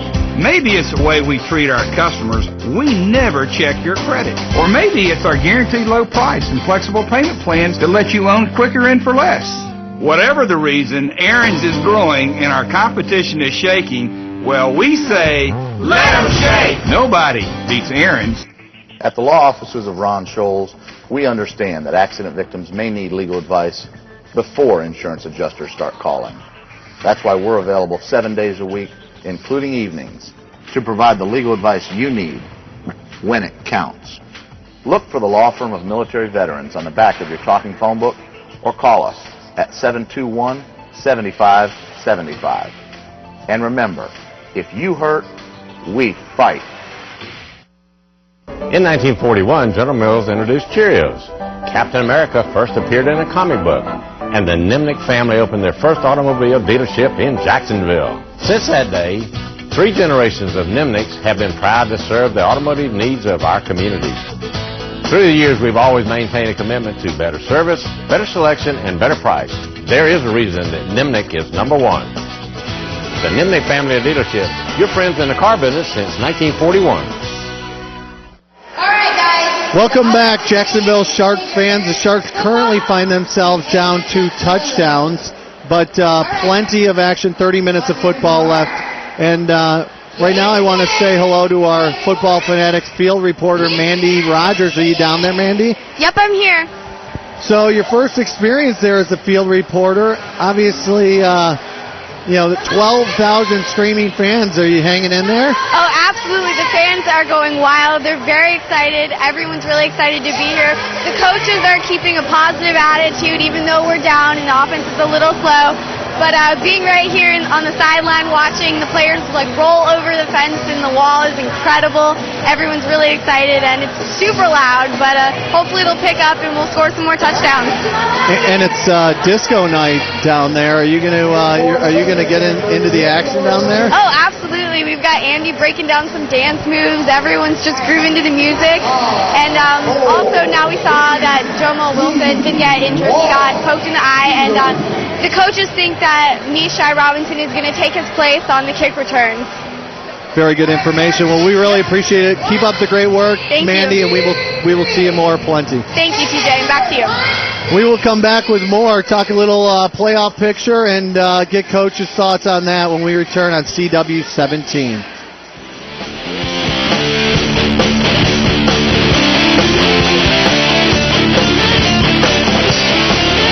Back and better than ever. $99 installation sale at Rec Warehouse. This week, get the pool of your dreams and have it installed for only $99. Complete family-size pool packages from $6.99. Installation just $99. While supplies last, Rec Warehouse. We sell fun for less. I had a job in communications. I've been a waitress for 2 years. I was working at a law firm. And I decided to make the change. Cosmetology is what I always wanted to do. I looked at a lot of schools before I decided to come to Virginia College. I saw that this was the place for me. Cosmetology is not just about hair. It involves the whole body. So when I go out into the working force, then I have no limits. I can work anywhere. I didn't want to be in school forever, so the fact that it is a short program and I can get a job soon was very good. The possibilities are endless. My brother Chuck and I grew up in a close-knit family. We knew that whatever happened to any of us affected all of us. We understand that family bond as well as anyone else. That's why we're so passionate about getting you and your family the justice you deserve. If you or a loved one's been hurt, your problems become our problems, and we're going to fight for all of you. Farah and Farah, protecting you and your family for over 25 years. Call us at 396-5555. This week at Rec Warehouse, take up to 50% off everything in the store. That's right, take up to 50% off the spa of your dreams. 3-person models as low as $900. 5 models, $2,500 or less. Save on saunas too, sale price from $9.99. Rec Warehouse, we sell fun for less. The reviews are in. Local Haunts is a hit. Yeah. See the show that everyone is talking about. Oh my God! Local Haunts, Sundays at 9 and 9:30, only on CW17. Are you haunted? Email your ghost stories to localhaunts@yourjax.com. Your story could appear on the Local Haunts website, and watch Local Haunts every Sunday at 9 and 9:30 on CW17. You will believe. Welcome back, Sharks fans. Seabest Field, disco night, lots of entertainment going on, and these 12,000 fans are enjoying it. Haven't had as much to cheer about in the first half, but nonetheless, hopefully they'll get it going in the second half. Coach, we were talking pivotal game between 2 7-3 teams. Lots of playoff implicating games tonight. You have Spokane and Milwaukee. Spokane up early on them, 14-0. You have Cleveland and Tulsa, Orlando and Chicago, all teams that, this is the time when you're trying to position yourself for that playoff run. Yeah, that's what you're trying to do. I mean, every game's really, really important. As you can see, this is really the first week, I guess, that Jacksonville hasn't been in first, per se, because the game's not over tonight because Tampa Bay won last night. I watched that game. Tampa Bay's playing very good football right now. But you look at, the top teams in the league, Spokane, Chicago, Arizona, all in the mix. And, there's really a lot of parity in the Arena Football League right now. Jacksonville have an opportunity to play Tampa here on July 17th. Right. Folks, mark that one on your calendar. They will have an opportunity to play Spokane here on July 30th. So while this one doesn't look good right now, no matter the outcome here, the Arena Bowl playoff run hopefully can still come through Jacksonville if they can get it together. Here's your upcoming if they take care of their business, no matter what happens tonight, if they take care of their business against Alabama and Utah, then they got another pivotal matchup against Tampa Bay in 3 weeks. And if they beat Tampa Bay, then they own that series for the year. So that takes care of them. Then Spokane coming in, if they can take care of Bossier Shreveport, Spokane coming in, then they would be a push, basically 1-1 against Spokane. And then actually, I think it comes down to points. How many points you're won by or lost by when you play them. So it usually goes right down to the wire in the Arena Football League for that home field advantage all the way up to the Arena Bowl. Well, we love to get a little help from the Milwaukee Iron tonight. Right now, they fall behind 14-0 at home to Spokane. But again, first quarter, plenty of action, and we'll know. With recent a quarterback at Milwaukee, one of the best quarterbacks that's played is with the Georgia Force for a long time, and before it went, he can get those guys to come back. Anything can happen. Right. Well, we will continue to talk Shark football when we return here at Seabass Field, CW 17.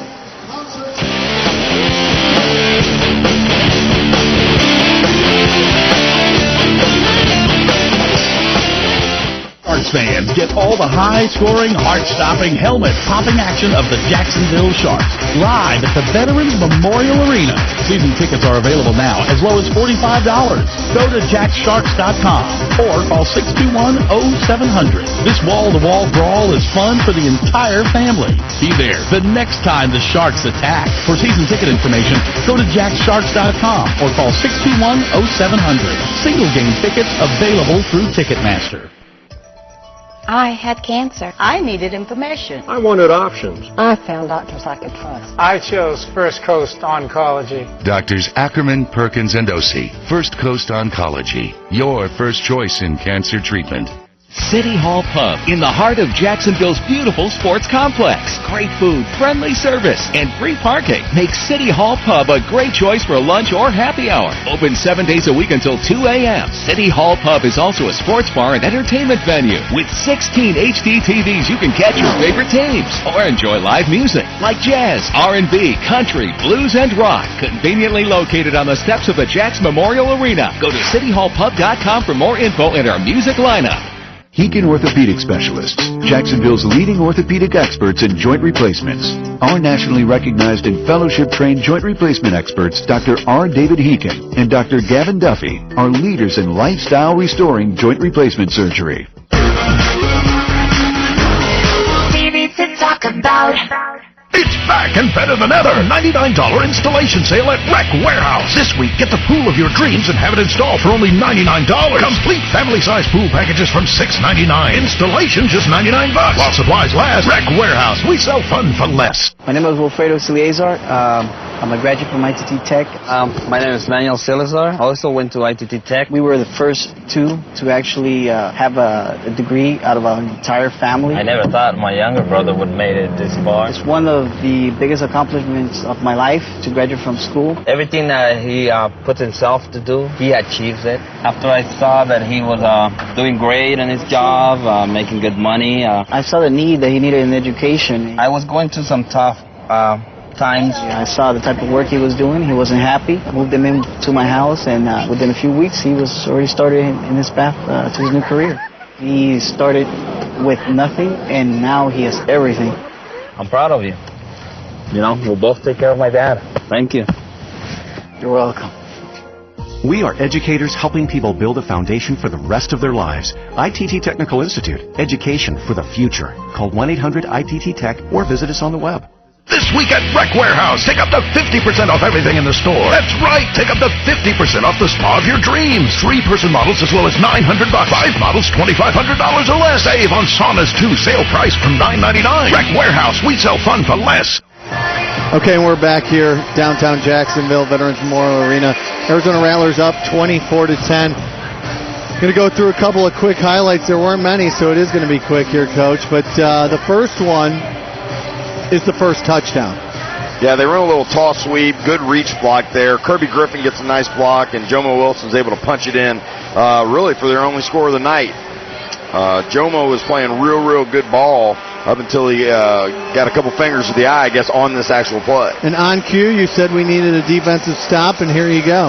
Yeah, they got a little push here. They tried to go a pump and go, got a little push, and I think Davila got a little uncomfortable or had some interference, and Mishai, basically threw it right to him. And, that just a little bit of jersey grab probably saved Arizona because they ended up getting a stop right there and playing good defense. But great play by Mishai and, trying to get something going for the Sharks. Right, they came up empty on that drive there, even inside the 5 starting there, but a little holding call and then the very close missed field goal Yeah, tough call. But before I forget, Mandy Rogers won the Football Fanatics Field Reporter contest. Christopher Seafood hosted it for us and did a fantastic job. We want to thank them, all those guys over there. They have fantastic seafood for all your Jacksonville Seafood fans. Kernan and Atlantic for Christopher Seafood. We'll be back for third quarter action when we return. Thank you, Jacksonville, for making CW17 the #1 CW affiliate in the country. My wardrobe is a disaster. I'm really bad at hair and makeup. I'm going to make you over and help you get the guy you love. You've been one of my best friends for the past 6 years. I would want to be more than just your friend. Plain Jane premieres Wednesday, July 28th on the CW. This weekend on Your Jacks Music, we have Yankee Slickers. Followed by Willie Randolph.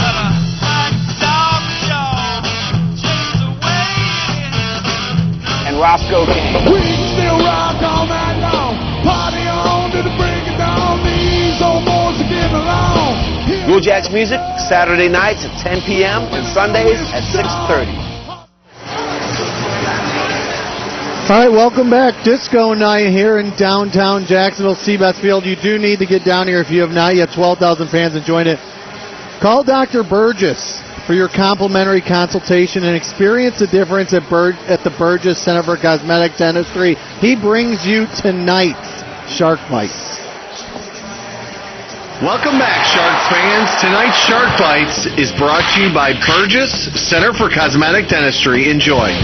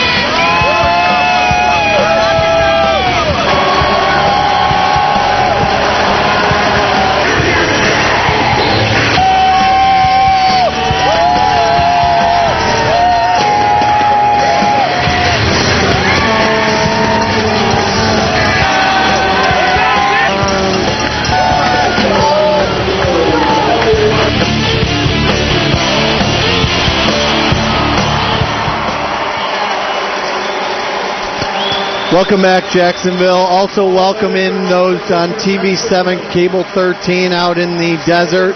Arizona Rattlers fans. Right now they are on top 24-10. And their man Trandon Harvey, averaging nearly 20 a return, is going to take this second half Paul Ettinger kick. Here's your first half stats. And again, 6 of 16 for Aaron Garcia. That's not going to get it done. On the other side, Davila 15 of 23 for 133 yards and 130 yards and 3 touchdowns. Yeah, I mean, 6-16 is tough on Aaron. A lot of it's because they got good pressure on him early, and they're down a receiver now with Jomo out. So, they just never got into a rhythm. They just got to get in some kind of rhythm in the second half. And Arizona's playing good defense. Ettinger boots it. It is going to be short, and then there is a line there, and they're going to say it's out, which is going to bring it, give Arizona fantastic field position. There is a line on the back wall there. By rule, the ball's kicked wider than that, be placed at the 20-yard line. First down. Yeah, it's a tough break for Jacksonville there. You got to get your kicker to kick it to the slack or to the tight nets. If you kick it right or left, it's automatic 20-yard line. So that's like a great return in the return game. Well, and it's like for the common football fan, it would be like the 40-yard line. 45-yard line, yeah. Where you're going to get it out of bounds, when a kick goes out in the outdoor or your college game. All right, so the Sharks, we'll see what they have to start on defense. Henry Taylor, Littlejohn, and Neepy up front. Davila back. Not much pressure. McKelvey, little post corner, and incomplete. Overshot him. That's Jason Perry on the coverage. Playing a little combo zone back there where they locked up D. Webb on number 1 over there, and they comboed the motion guy, kind of in and out of the motion guy with the 2 other DBs, and they tried to throw a corner out and just missed him. They still got to get some pressure on this guy, on Davila. Davila's doing a great job directing the offense for Arizona, but just got to keep battling, and something good hopefully will happen for the Sharks. Second down, that's Harvey in motion. He's going to join McKelvey on the left side. Windsor back on the other side. Jason Perry does a great job of just letting him catch it and then keep it right there. It's going to bring up a 3rd and long. Well, they're basically what Danny Wright's trying to do is keep them out of 3rd and really long. 3rd and 7, 3rd and 6 is 3rd and manageable. That's the way to look at it. So he's been going more 5-step on 1st down, and they come back if they don't get it and throwing the 3-step on 2nd down, the quick game to get it out of their hand. Now, they'll probably go back to a 5-step look on this and try to get something down the field a little more because they got 8 yards for 1st down. Perfect time for a little pressure from the front.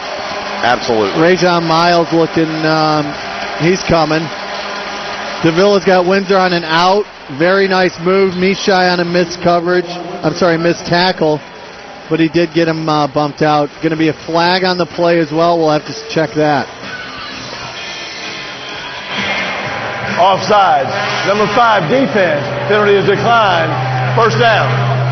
Yeah, they motioned the trips there, and they tried to, D. Webb tried to come down and press the motion guy. Actually, they had the motion guy. D kind of missed on him, and they pressed the motion guy right here, and D kind of missed on him, spun inside. The jack didn't come over to help, and they actually had that guy. They ended up throwing the bench route, for a 1st down. Got away with one, really. It could have been a touchdown. Right, and on that, he did hit the wall, so. On those in this arena field, if the offensive player hits the wall without being touched, he can touch it and keep on going. The defensive player forces the contact into the wall, and then that's when they're going to call him down. Let's see if they keep the same thing going. Danny White right there went with a 5-step, tried to run a corner route over here, and got a little pressure up front. Let's see if they come back and try to get a some kind of 3-step, to get them in a manageable situation, or they just go for the goal here. 2nd and 10, McKelvey in motion. Great job by Bill Alford, your linebacker, cutting underneath McKelvey and forcing that one wide. And again, he's kind of stayed with the pattern. He went 3-step right there, ran an inside hitch over here. Alford came across, did a nice job getting in that throwing window. And now this is a 3rd and long, 3rd and 10. This is a good chance for the Sharks to have a chance to get a stop right here.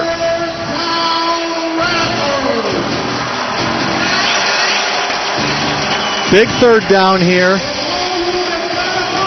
Davila is young. He's experienced, has some experience, but is still young, and hopefully they can force him in a mistake. He trips a little bit, recatches his footing, and when you have Rod Windsor on the other end, you just kind of throw it up there. That's what he does, and Rod Windsor hauls in his 2nd of the night. Makes it 30-10.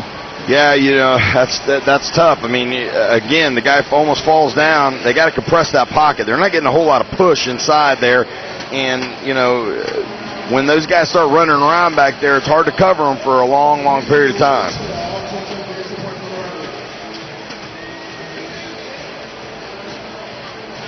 Fabrizio Scattion to make it 31-10.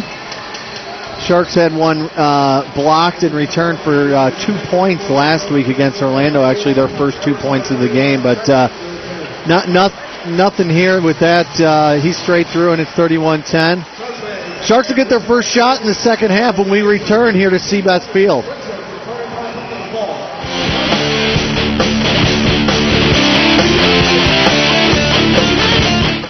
Even sharks know that when it comes to seafood,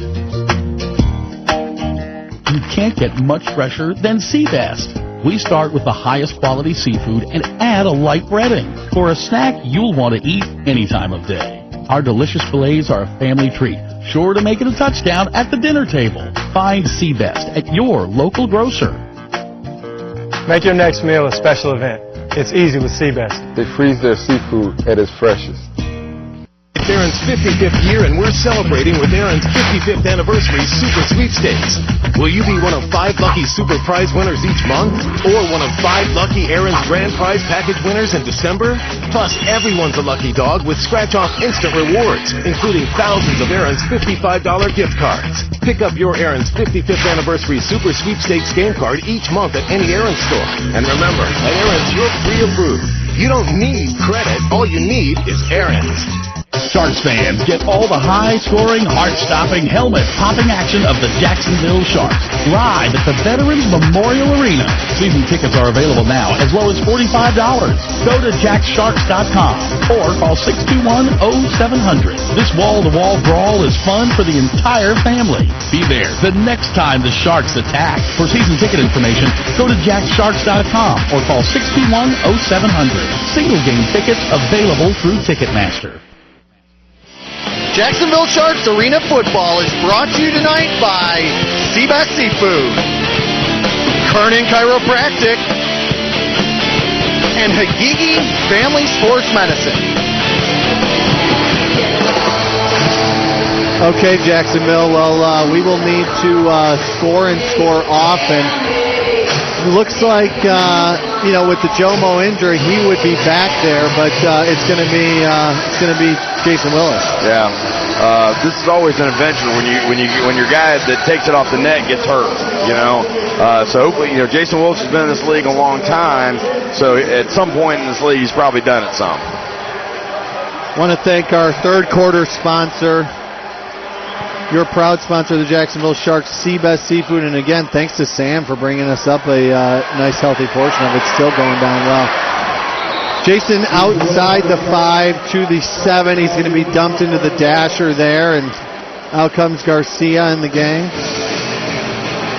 Looks like Bernard Morris is going to join the receiving corps with Jomo down, and then again that's that third receipt. You only passing 3. When you dress 3, you got to have a backup quarterback or jack that can play multiple positions and do a lot of different things. And Bernard's a guy he's done it before. He's played some receiver. He's a very good athlete. Well, this is where you could use. You mentioned Jason Willis. He's right there, intended target there, right off his hands. Tough catch, but. That was Swanson on the coverage. Jason Willis played with Garcia in New York. Right. He broke his foot, really late in the year that year, but he's down here because they have such a good rapport. You'd love for a guy like that who has the game-changing ability to just start taking over. Yeah, Jason Willis has been an excellent receiver the whole time he was up there in New York. I mean, very, very good. They were kind of a 1-2 punch combination there, and to help you recover. 3-4-6 help. We give them love, give them light. Reggae and folk artist Mishai is opening up for Donovan Frankenreiter at Freebird Live on July 4th and 5th. You can buy tickets online at freebirdlive.musictoday.com. Log on to yourjacks.com and register for a chance to win a free copy of Mishka's new album and a t-shirt from the upcoming Eco O'Neill apparel. Oh, let's give thanks for the good things in life. To give them love, give them life. Help them to live upright. Okay, managing partner. I'll use that. Okay. Yes, I'm here. I'm sorry. We are back, and we have a very fun one here for you. Those of you that like Family Feud, we have a Family Feud for you tonight. We are here with Jeff Bushy and Brett Bushy, managing partners of the Arizona Rattlers. Brett, the Arizona Rattlers, and Jeff Bushy, your managing partner of your Jacksonville Sharks. Brothers, Jeff will be the first to tell you he's the older one. Welcome to the booth tonight. You guys, it's 1-1. Brett, you are the managing partner of both Orlando and Arizona. Orlando and Jacksonville is split, but it's looking like it's Brett's right now. But what do you think, Jeff? We got a second half run in us? Well, we've got to get a couple stops, and we got to get back in this game because we are not playing very well tonight. We have to talk expansion. This is the first year in this league. However, Brett is the chairman of the AFL Expansion Committee. And Brett, touch on the announcement last week in the NFL on the NFL Network. Yeah, we're real excited, especially to have San Jose, Philadelphia, and Kansas City back. But San Jose and Philadelphia are two of our storied franchises, and both teams had over 16,000 in attendance for 2008, so we're excited to have them back. But we're not done. We're ready to. We think we're going to add a couple more teams for the 2011 season. What does that do? Jacksonville, brand new, Jeff. You are here and you see the energy. 12,000 tonight. 3 more home games after this expansion. Does that show the positive growth of this league? I think it really does. This league has been around a long time, and Jacksonville way back on an AF2 team, and we were definitely excited to bring arena football back here. But I did it, with my partners, with the idea this league was going to expand and grow and get back in some of these major markets that we don't have this year. And with Brett's hard work and then the expansion committee, we're able to get 3 of them back for next season. Well, we'll let the family feud continue. They're not talking much during the game, but hopefully Jeff, if you're a Sharks fan, hopefully Jeff has a smile on his face at the end of the night. This is not what I had in mind for my birthday tomorrow, so we need to come back. And Brett, thank you very much for coming here, and good luck with there's a couple of big games with playoff implications that you may be back here or Sharks may be in Arizona. Thank you for having us. We are back with the football action, and while the Sharks have the Rattlers pinned deep, however, a missed coverage, Rod Windsor wide open, trotting into the end zone, 45 yards, and we're back just in time for a Arizona Rattlers touchdown. Well, they busted a coverage. They were going to jam one and fall off on the other, and both of them went up to funnel the jam instead of one guy falling off. And just a basic busted coverage. That's too easy there. You finally get a score. You finally get back into it. You can't give up something that easy. 37-17. Brett behind us giving his brother a little ribbing. You know Brett. Yeah, I do. I've known Brett for a while. When I was playing my last year in in Orlando was his first year owning or being the managing partner of the Predators, and I've known him on and off for a long time. He really cares about the arena game. I think the brothers really do, and it's a great product, and I'm glad it's back. And Jeff just celebrated the birth of his fourth baby, and it shows they really have a kid mentality. Get the kids involved in the arena game, and you can see from both those teams averaging over 11,000, or well over 10,000 at least for their home games. It is it's certainly they're doing something right. We'll be back to talk more.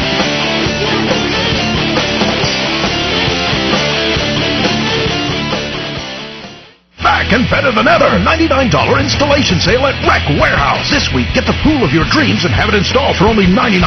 Complete family-size pool packages from $6.99. Installation just $99. While supplies last, Rec Warehouse. We sell fun for less.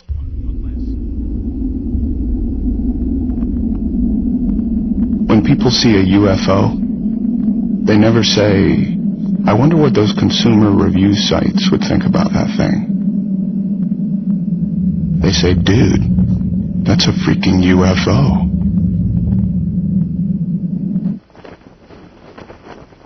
Now get 1.9% APR financing for 60 months on a 2010 Dodge Challenger. I'm Eddie Farah. Did you know insurance companies scout law firms much like one football team scouts the other? Insurance companies want to know which firms will fight them all the way into the courtroom when it comes to getting the maximum value for an accident claim. Of course, not all claims wind up in court, but at Farah & Farah, we go when we have to. I know it, they know it, and now you know it. Protecting you and your family for over 25 years. We're Farah & Farah. This week at Rec Warehouse, take up to 50% off everything in the store. That's right, take up to 50% off the spa of your dreams. 3-person models as low as $900. 5 models, $2,500 or less. Save on saunas too, sale price from $9.99. Rec Warehouse, we sell fun for less. Okay, we're back. One play, 45 yards. Kernan Chiropractic is one of our Jacksonville Sharks Arena football sponsors. Mandy Rogers has Dr. Wetzork down there with her. Hi, and now I'm here with Dr. Wetzork of Kernan Chiropractic. So tell us a little bit about your business. We provide massage therapy, chiropractic adjustments, physical therapy, rehab for the Sharks organization. And you also help with the cheerleaders too, is that right? Cheerleaders, players, coaches, all of them. So now tell us, is it stressful and hard to watch the game when you're busy making sure that the players are in tip-top shape? It's a little tough, making sure they're not injured. You care about the guys. You want to make sure they're doing their best and make sure you can do your job to keep them at their best. All right, and that's what you do. Well, thank you very much. Awesome. Thank you.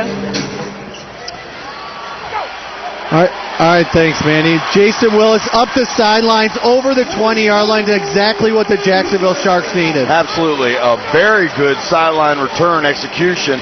Blocked extremely well. Kirby Griffin with a great block coming back to set it up, and Dallas Baker with a big block. Gives them good, you're basically at midfield. Got to get some quick stops or quick touchdowns, and then you want to start thinking stops. And when you're down 2 or 3 possessions, you just got to take it one possession at a time and just keep on battling and get yourself back in it in the fourth quarter.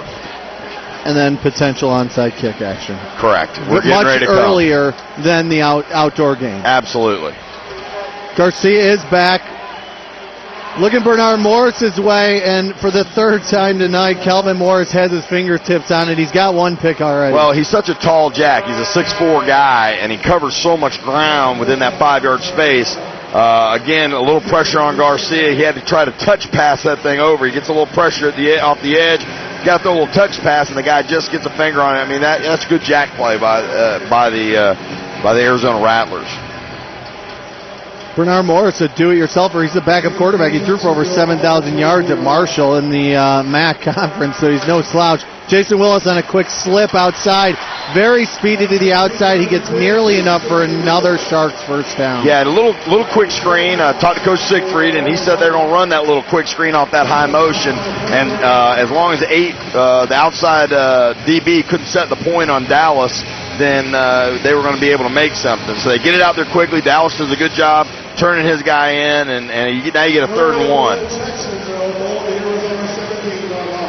Bernard Morris on the left side joining. That's trips left now. And Kirby Griffin muscling for the first down right over Kelvin Morris. I think they're going to give him the 15, so there's your Sharks first down. Yeah, great job there. And that's the problem of running the ball. They got one more guy than you can block in the box in the Arena League. They got 5 basically to your 3, and that's just Kirby Griffin making a hole for himself to get the yard for the first down for the Sharks. Time to take an under 4 minutes, third quarter. Sharks, second possession of the second half here. They converted on the first one. Little gadget play to James Clark. Now they're looking for they're on the 15 and looking for more. Looking Bernard Morris's way, and that's an easy call for the back judge, Terrence Sanders, all over Bernard Morris. Yeah, tried to run a post, actually. Backside motion for Bernard Morris, trying to get him involved, and I think that's a good idea, because right now Arizona's really worried about Dallas Baker and Jason Willis. Pass interference. Number 2, defense. Have the distance to the goal. Automatic first down. So you get Bernard involved now. Now they got to play it more straight up, and they can't just throw that guy across. Please put 3:32 on the clock. 3:32. To take it away, so that really helps. If Jacksonville gets a quick score here, they just got to get 3:32 on the clock, please. Perry Abner didn't want you to finish that thought. I don't think he did. Perry was not letting me try to analyze that play very well. You got first down inside the 10-yard line. You call it the red zone. Is that your red zone for the Arena Football League? The red zone is 3:32. Officials. Right. The red zone is 10-yard and in the Arena Football League, so that's how you look at it. And honestly, it's one of the hardest places to score. That's where you like your big guys. You like Dallas Baker or something like that to come up big in the red zone, or to be able to run the ball, in the red zone. Looking Jason Willis's way off his fingertip, just running a little out right at the goal line, and there's Swanson on the coverage. Yeah, that was a little high motion to Jason Willis. Dallas Baker went to the back pylon of the end zone, and they were trying to hit the quick out to Jason Willis, and just kind of a speed turn, and really couldn't get that. Just didn't get that other hand up. Actually, it was a pretty well thrown ball by Garcia right there. As we mentioned, Arizona off for another at Spokane and at Chicago. Spokane putting it on Milwaukee tonight. They have a chance to extend their league-leading record to 9-3. Bernard Morris left side. Again, pressure on Garcia. Yep. Got big pressure up the middle, and they've got to be able to get pressure, stop that pressure so Aaron can set his feet and throw. These next two plays are big for the Sharks. They got to get this in. Third down, no field goals at this point, so they got 2 plays to capture those 7 yards. We're going to go Bernard Morris in the motion again. Kirby Griffin right behind Aaron. Yeah, this may be a good little motion set here with Bernard coming from the outside. He's a big, strong, physical guy. Touchdown, Jason Willis. Yeah, they did a great job. Bernard is so big as he came through there, he cleared out on a crossing route. Jason Willis kind of ran a little rub route to the backside corner, and Baker went to the front pylon. Excellent play call. You're going to see it on the highlight here. Here's the motion. You see the push. He knocks 2 guys off. Then Jason runs a little rub corner with it. Touchdown Sharks. Very nice, well-executed football play. Now down 15. Ettinger a chance to make it 14. Ettinger gets absolutely drilled by Ron Jones coming around the sidelines. No flag on the play, but nonetheless, he drills it through both kickers perfect in extra points. We'll be back for more third quarter action here at Seabest Field. Eye Guys at Atlantic Eye are proud to have you seeing your life in HD. Dr. Shmunez, Simmons, Duss, and Lancaster specialize in LASIK and full-service eye care. Live your vision in HD. Schedule a free LASIK consultation today. TheEyeGuys.com. Cool, connected, cosmopolitan. The best place to live in Mandarin. Timberwalk at Mandarin. A premier gated community that defines today's apartment lifestyle with bold colors, modern stainless steel appliances, fireplaces, and our pet-friendly 1, 2, and 3-bedroom residences. Relax and enjoy life at our resort-style pool and alfresco dining area, both with Wi-Fi access. Or get fit at our stylish clubhouse and fitness center. Timberwalk at Mandarin, just off I-295, a mile north of Old St. Augustine Road. I had cancer. I needed information. I wanted options. I found doctors I could trust. I chose First Coast Oncology. Doctors Ackerman, Perkins, and Ossie. First Coast Oncology. Your first choice in cancer treatment. Speak. Speak. That's it.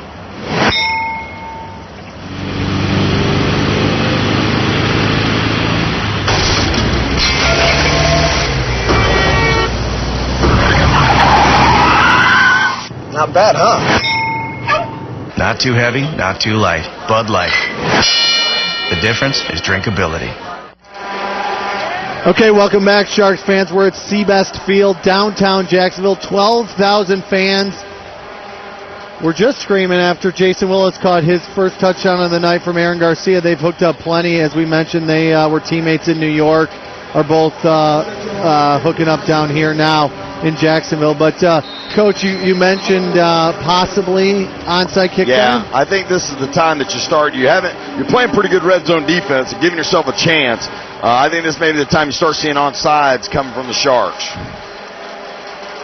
Oh, and they did try the onside kick. However, they were going to just try and let Ettinger follow his kick, and he stepped on the ball right after he made contact with the ball. Yeah, not very good execution there. It was going to be a dribble on sides, and they were going to try to dribble it just forward and go take out those 2 guys that go through, and this very possibly could be a safety depending on where they called the ball down and where Dallas Baker picked it up. Now, it should be illegal touching and probably the Rattlers ball at the 1-2 yard line, but we'll let him tell us. There's no foul on the play. Illegal touching by the kicking team at the 1 yard line. Arizona's ball, first down. Well, when you wanted to give him yardage, then the 1 yard line isn't what you had in mind. Yeah, that wasn't really what we had in mind. The kickers just got to execute a little bit better than that. I think they had a pretty good call on, because they put the big guys on the outside, so you got to kind of make them defend different areas with the onsides. And Les takes a lot of pride in that. bottom line is you got to get better execution out of your kicker. But this is still not a go now. They can still, stop these guys right here. Absolutely. Davila trying to get through with the little sneak right behind his offensive line. The referee that signaled a touchdown then brought it down quickly is quick to throw a flag, and now there's 3 flags on the field. Obviously some high tension going on there underneath the scrumming. Well, they just won a quarterback sneak, and I couldn't tell if the ball maybe it may have come loose. It looked like they didn't get a clean exchange off of it. They got a little bit of push, but they're not going to go back and review it. There's no review in the Arena Football League, and so it's really all off the officials and what they decide. After the score, personal foul, number 10 on the offense. He has been ejected from the game.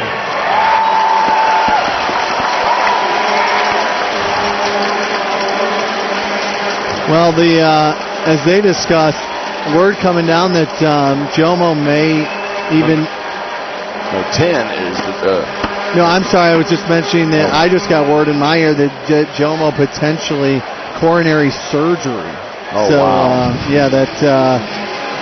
That's terrible news for Jomo, who's the Sharks all-purpose man.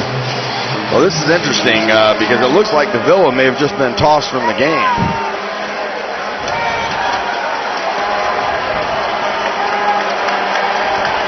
Hard to see what happened on the pile. It looks like people are just laying on each other, so it's really hard to see what was happening. Oh, yeah, you can see number 10 throwing punches in there for whatever reason. And then a third one. Yeah, great replay there, and you can see it plain as day. An excellent shot here as Davila goes over.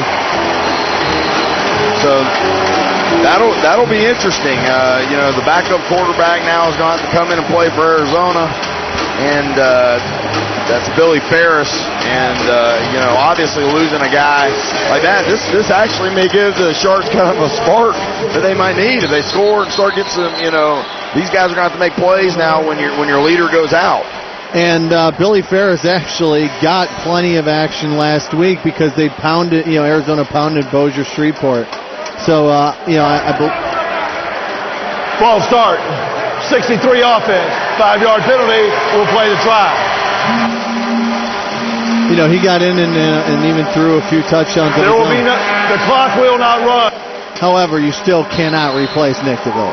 Well, that's just, the leader of your team, no matter what's happening under that pile, has got to keep his composure. And, throwing 3 or 4 punches in there is just, not very smart, honestly. By a guy that's supposed to be the composure and the leader and the guy that keeps it all together in your quarterback, especially in a quarterback-driven league like the Arena League. This is an interesting it'll be an interesting fourth quarter now because of this. Well, you have the Sharks down 21, getting the ball with just under a minute to go, third quarter. But I've laughed as I've learned this Arena football game. I've heard the stat that just amazes me is the record for touchdowns scored in the final minute is something like 9. Yeah. So there is plenty of opportunity in that final minute. As long as you're within a couple scores, you're fine. Right. Yeah, there's no doubt about it. If they can get this game to within a 2-possession, 1-possession ball game, what they've got to do now, and you got 37.2 seconds left in this quarter. If you can make a quick score, great. If not, they got to take it possession by possession. If they can get 2 stops in the fourth quarter, this game is going to go down to the wire.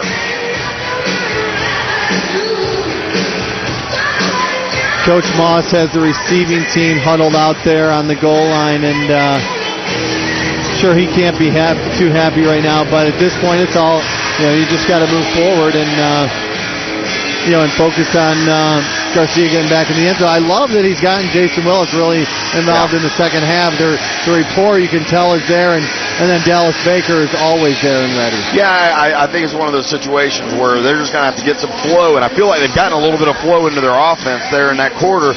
Now they just got to get a stop or two and take advantage of something that's happening here to Arizona.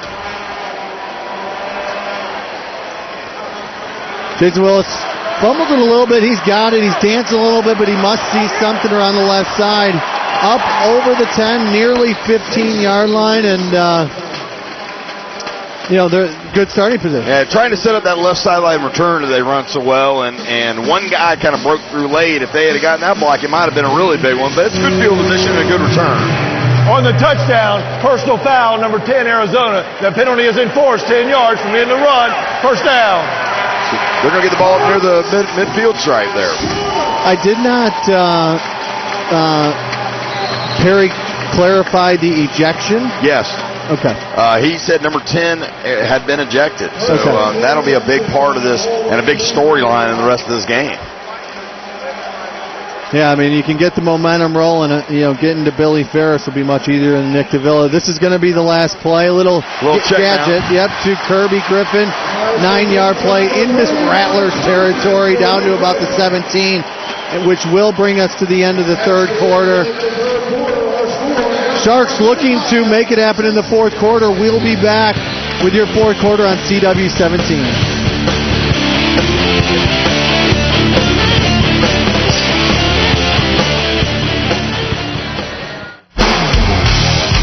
This weekend on Your Jacks Music, we have Yankee Slickers. Little mama don't know where I'm going. Followed by Willie Randolph.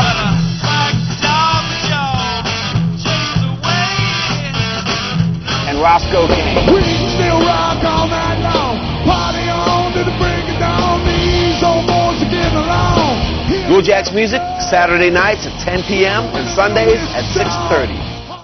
This is college. Boring, isn't it? But this fall, My first kiss went a little like the this. CW will take everything good.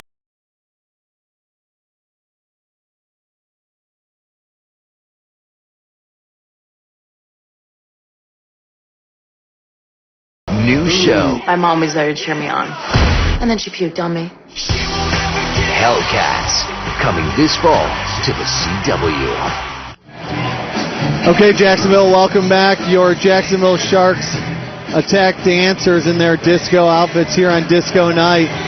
It hasn't been great for the football on the field for the Sharks so far, but again, 15 minutes and anything can happen in arena football. Yeah, they got the ball. They moved it down there. They're 2nd and 1, coming off in Arizona, And Mandy, you're down there with some of the discoing fans? Yes, I am. Well, what do they have to say? You're down there with the fans of the game. Yep, I'm down here with some of the fans in the dream seat. Those are the. Well, I'm here with some of the fans that won the dream seat. So what is it like to have this seats right up here close and watch the game and all the excitement right up by the wall? Well, it's great because I almost caught a couple footballs here, and I almost smashed a guy in the head, and my wife almost got a helmet to her lap, so it's pretty cool. Oh, wow. So you've seen a lot of players ram against the wall and all that excitement? Yes, but I'd much rather be here than up where we were because I was a little afraid. So. Are these seats comfortable? They're very comfortable. Have a good time. They look great. Well, congratulations, guys. Hope you enjoy the game. Yes, thank you, Mandy. I did not know. I'm sorry. I thought you were some discoing fans. Those are the Aaron Rentz dream seats, the best seats in the house. And you know what they were talking about is they're right down where Rod Windsor came down over the wall with the gorgeous catch for the touchdown. So they certainly got an up close and personal look at that touchdown. Big fourth quarter for the Sharks for many reasons, and here you go with Dallas Baker in the high motion, out of the trips to the right. Jason Willis with a little flip, immediately inside the 5, down to the 3. See, that was a good job by Chris Siegfried right there. He put his trips into the boundary, brought Dallas Baker around, isolated him, and then when the two DBs fell off, Aaron Garcia noticed that Jason Willis, they left 1 to cover 2. He just stuck him with it right now on the ball. Great job recognizing that by Aaron Garcia. Here you go with your trips left. Immediate handoff to Kirby. He withstands the first tackle and looked like he may have gotten in, but the line judge right there is going to say right at the 1 yard line. Yeah, it was really close. It looked like that second effort that he kind of punched it across, but they called him down. Looked like literally at the 1-inch line. Got a good replay of it here. Gets the initial standpoint, but good job keeping his feet running. And, yeah, I think that's a pretty good call. Looked like the knee was down right where the ball was. So that's a good call by the official there. Again, Kelvin Morris, the one who Kirby was able to bounce off of, but Kelvin having a great day. That's Bernard Morris in at quarterback. He takes the snap and immediately jumps over his center, Randy Digg, and there you go. That's why you can onside kick the ball, because right now, no damage. So, and you've got Nick Davila out of the game. Right, to make the extra point here, you're still down just 2 scores. Now, what a lot of people don't know, the clock is still running. Every little bit helps. You want to get these extra points in quick because the clock still runs, because you might need that time later on. But if they make this, still 2-possession game, got some momentum, anything can happen. Ettinger pounds it through. 45-31, Jacksonville down 14, 2 scores. But we will get a chance to see potentially another onside kick, and you will definitely see the backup quarterback for the Arizona Rattlers, Billy Ferris. And, he was 2 of 4 last week, 2 touchdowns. So he went to Colorado State, so he does have some experience, but again, coming into the fourth quarter of a hostile environment. Right, tough situation on him. I mean, Bossier Shreveport, he was in there mop-up. The difference between mop-up time, the fourth quarter of an intense ball game on the road, he'll have to step up and play well for Arizona if they're going to hold this lead. Now, the question is will the Sharks go ahead and kick it deep now and make him work all the way down the field instead of thinking to onside, because they may think, okay, we can get a little push and confuse him a little bit, maybe get him to throw us one. So now it brings a little another mix as a coaching standpoint into what your thought process is. I like that. Spoken from a coach. We had Kerwin up here. It seems like last season. It was May 22nd, but. Getting some JU representation. It's great to have a coach up here. You guys are great. You mentioned Alan Verlander. Both basketball, football, all coaching. It's testament to you, really, because he's bringing in some great people. Whether it be Kerwin or the basketball team doing a great job. Yeah, outstanding. Alan's a great AD, and I think just great things are ahead for JU sports in general. It's a great place to work, and again, a great city like Jacksonville. We're fired up about next season. Well, embracing this team, that's for sure. 12,000 fans, 11,999. Ettinger's going to kick this one deep, and they're going to get him inside the 5. Great play. That's Kirby Griffin. Kirby Griffin, great job in coverage again. Makes 2 big plays. Has played really well in special teams tonight. A couple key blocks on some good returns, and a big play there now. Now you got some momentum. The fans can get into it. Let's see how this young quarterback handled it. Probably going to see some 3-step coming out here. They're going to get the ball out of this guy's hands pretty quick. Some quick screens, some 3-step stuff, and then if he takes a shot deep, he's not going to make him make a bunch of reads to do it. Danny White, being a guy that's been in this league a long time, he knows how to handle these situations. So we'll see how this guy does. We got Perry, D. Webb, and Mishai on the outside, and then you have Miles and Alford. Quick one to Windsor. He makes D. Webb miss. He makes another man miss. He is up the sidelines into Sharks territory. That's a way to get some room, and Ferris just finds the guy who you need to get the ball into. Well, he threw a little 3-step hitch and let the best receiver or one of the best receivers in the league do the rest. That's what it comes down to. And, really about what I expected from Coach White there. A good call, and he's got to tackle a little bit better on a pretty big receiver.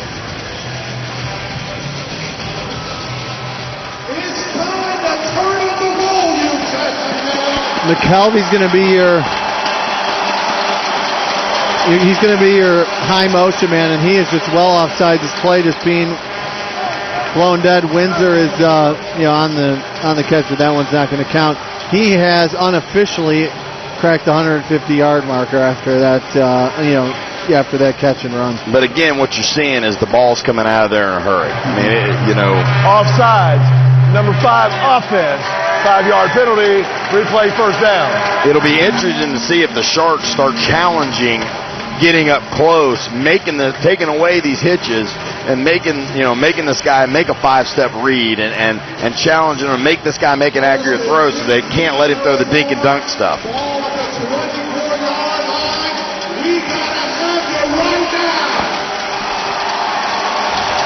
PA out there trying to get the crowd energized, and they are going to help with this one. Quick screen. Yeah, McKelvey with the block. Windsor with the ball. He's not going to get, he's going to get back to the line of scrimmage. It's smelled out nicely by you and the Jacksonville Sharks defense. Yeah, I kind of saw that coming. Again, Danny's going to try to take care of his quarterback. He's not going to make him make any tough decisions on the road. And, but if they can, it's second and long, probably try to get a little bit of that back here. And then, Jacksonville's got to make him get into a 5-step mode and pressure it. Well, it's going to be a cat and mouse game. Coach Grande, the D coordinator on the other side, probably going to see that he's going to go tight and is going to probably want, do whatever he can to pressure. Looking J.J. McKelvey's way into the corner of the end zone. He beat Jason Perry, and he is in for the touchdown. Good throw. Excellent throw by the young guy coming in. A little bit unfortunate. It looked like they were going to get some pressure, and the right guard of the Rattlers got away with a vicious hold up front. You can see coming from your left, the guy's getting ready to beat him, and he just grabs him down 75, and but a good route and excellent catch by McKelvey and an excellent throw by a guy coming in and under pressure. Took the 5-step, let it go. Nice job. Yeah, that was Atlas Harrion on that on the guard making that hold on Littlejohn. It looked like there was one of the guards for the Rattlers took a swing at the new man on the Sharks, Kellyanne Bright. That's what this flag's going to be for, and just some swinging. We're going to quickly go to our Football Fanatics field reporter, Mandy Rogers. Go ahead.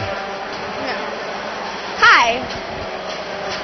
So right now I'm here with Courtney. The personal foul, illegal hands to the face on the offense. I'm here with a penalty would be Courtney, the 10 yards from the previous spot and replay the down. Sorry, Mandy. We were Perry's been giving Coach Odom a bunch of business up here as well, trying to come in. But go ahead with that. All right, well, I'm here right now with Courtney, one of the cheerleaders for the Jacksonville Sharks. So tell us about how exciting it is to be here for Disco Night and changing into all these awesome costumes and outfits for the fans. It is awesome. Tonight's 70s night. We have 4 costumes total. We're trying to entertain our fans to come out, support, and we're just trying to make them want more. And do you have any more costumes for tonight? Is this your last one? It was Medical Appreciation Night, too, so we were wearing scrubs sponsored by St. Vincent. Well, that's awesome. Looks like it's a great night. There's a correction. Jacksonville has elected to take it after the kick. Upstairs. The extra point was good. Extra point good. 52-31. 3 touchdowns. 3 touchdown difference right now.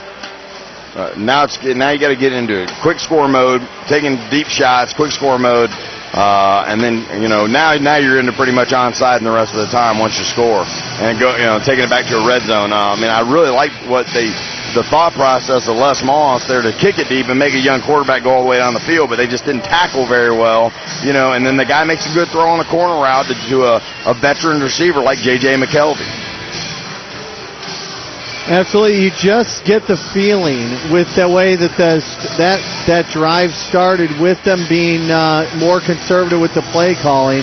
The Sharks can get a touchdown. They really need a stop and an onside kick recovery at one time, but they potentially could have 2 or more onside kicks left. These Arena Football League games just seem to converge when you get to the end of the game. Arizona's played 3 one-point games. Right. And the Jacksonville Sharks, last time they were in this building, Dallas Baker caught a touchdown where they drove the field when they had 5 seconds left on the clock. So anything can happen, but you got to start getting a stop or 2. That's the biggest thing. Quick scores, onside, got to figure out a way to get a stop. Arizona's just done a real good job of executing what they're doing on offense. They've executed better than the Sharks tonight, and that's why we have the score that we do. Absolutely.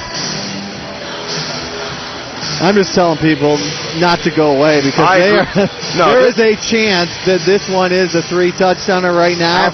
they can come back in 5 minutes, and this sucker is 52-50. Absolutely. If you tune out now, you might miss some of the best football you'll see in the last 10 minutes and 21 seconds. Because this game will come down to the 1 minute warning. They just got to get some momentum going, and it feels like they've been kind of playing behind the 8 ball all night. You know what I mean, as far as what they're doing. But they, if 1 or 2 good things happen, then it can roll into getting it down to a 1-possession game there at the end, and that's what you want. That's what you play for. Every game in the Arena League goes like that. Now it looks like they having an official they conferred, and I guess now it looks like now they're going to come back out and kick the extra point instead of letting Jacksonville take the personal foul after the play. And make them kick it again. That's what it looks like. Right. Officials, the one thing I learned in coaching in this league, the officials' conversions and them talking, and they'll change things, and it's really interesting. There's a correction to the ruling on the field. A foul by the offense must be administered on the extra point. We'll play a try. There you go. Well, there's a correction to the correction. Quickly, since we got some time, the games that are in progress tonight, Spokane up 34-21 on Milwaukee. I think I said that would run their season best to 9-3. Actually, it would be 10-2 with a win. And Orlando right down the road, playing up in Chicago in Rosemont, up 28-26 at half. Well, and that's a beautiful point. They were down 23-3 when we first looked at the game, and now they're up 28-3 at half, or 28-23 at half. Well, those extra yards do not matter for one of the most accurate kickers in this league this year. So, again, it's 52-31 after all of that. Yeah, the kicker is probably as impressive as the guys I've seen, in the league. That's a tough kick right there. Well, you've talked to Coach Guy, and on their broadcast last week against Bossier, they said he could be NFL ready. He's very, very good. Everything he hit, he just hits it smooth, and he's very accurate. If you can be accurate between those 2 goalposts, as accurate as he is, 91% or over going with the night, he may be NFL ready.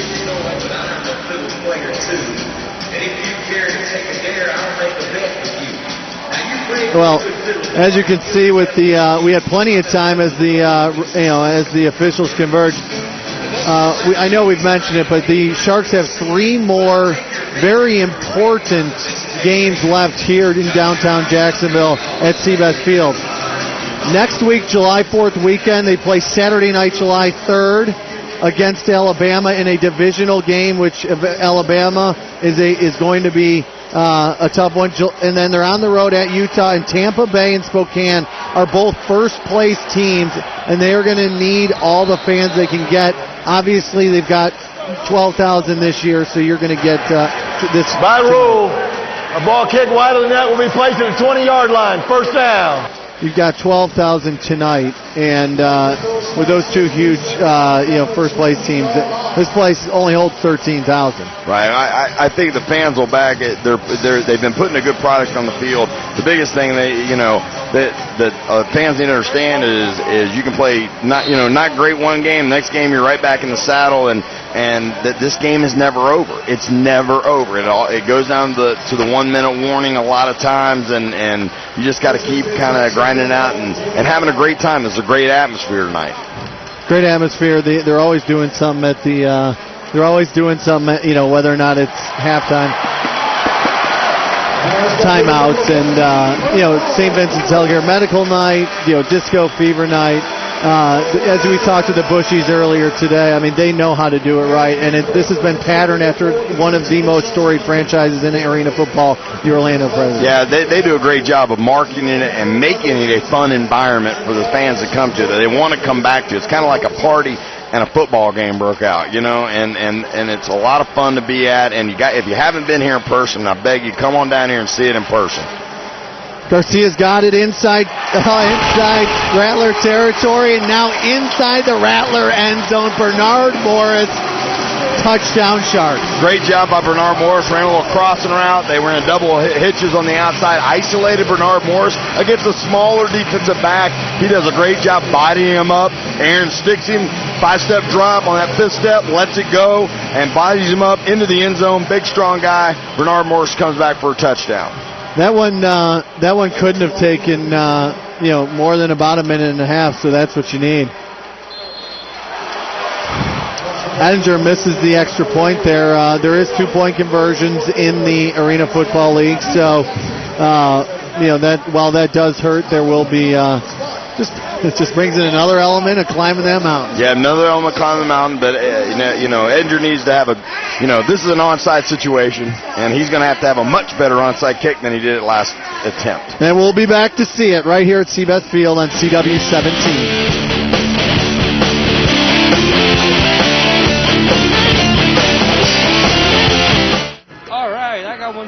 My name is Muhammad Panjwani, and I'm from Houston, Texas. And I'm working for an engineering firm. We design oil refineries and a lot of procurement and civil work around the globe. This is exactly what I wanted. Before ITT Tech, I was working 2 jobs and still couldn't accomplish and didn't enjoy what I was doing. I was in customer service. That was okay, but that wasn't really my dream. I always felt something was missing. He succeeded, and here we are today, and everything's just worked out wonderful. That's what I tell him all the time. Be hardworking, be honest, sincere, and all your dreams will come true.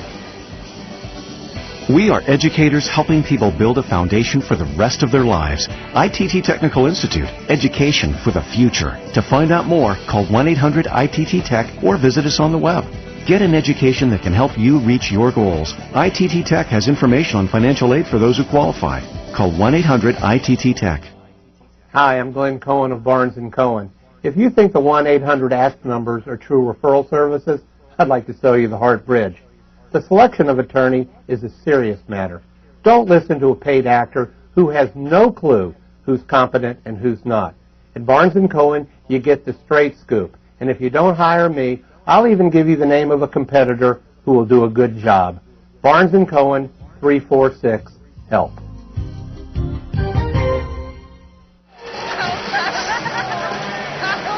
Welcome back, Jacksonville. 4th quarter, down 15. They just found the end zone. Bernard Morris, 2 plays quickly in the end zone. And Mandy, you have some fans down there who are enjoying this experience. Yes, TJ, like you said, there's not a bad seat in the house. We've got tons of fans with great attitudes. Everyone's really excited. We have a great atmosphere here. We've got food, we've got drinks, we've got air conditioning, we've got a whole bunch of fun. It's a blast, and everyone's having a great time. Back to you. Thank you very much, Mandy, our Football Fanatics field reporter. Her first one ever, and she's doing a great job. That's an onside kick.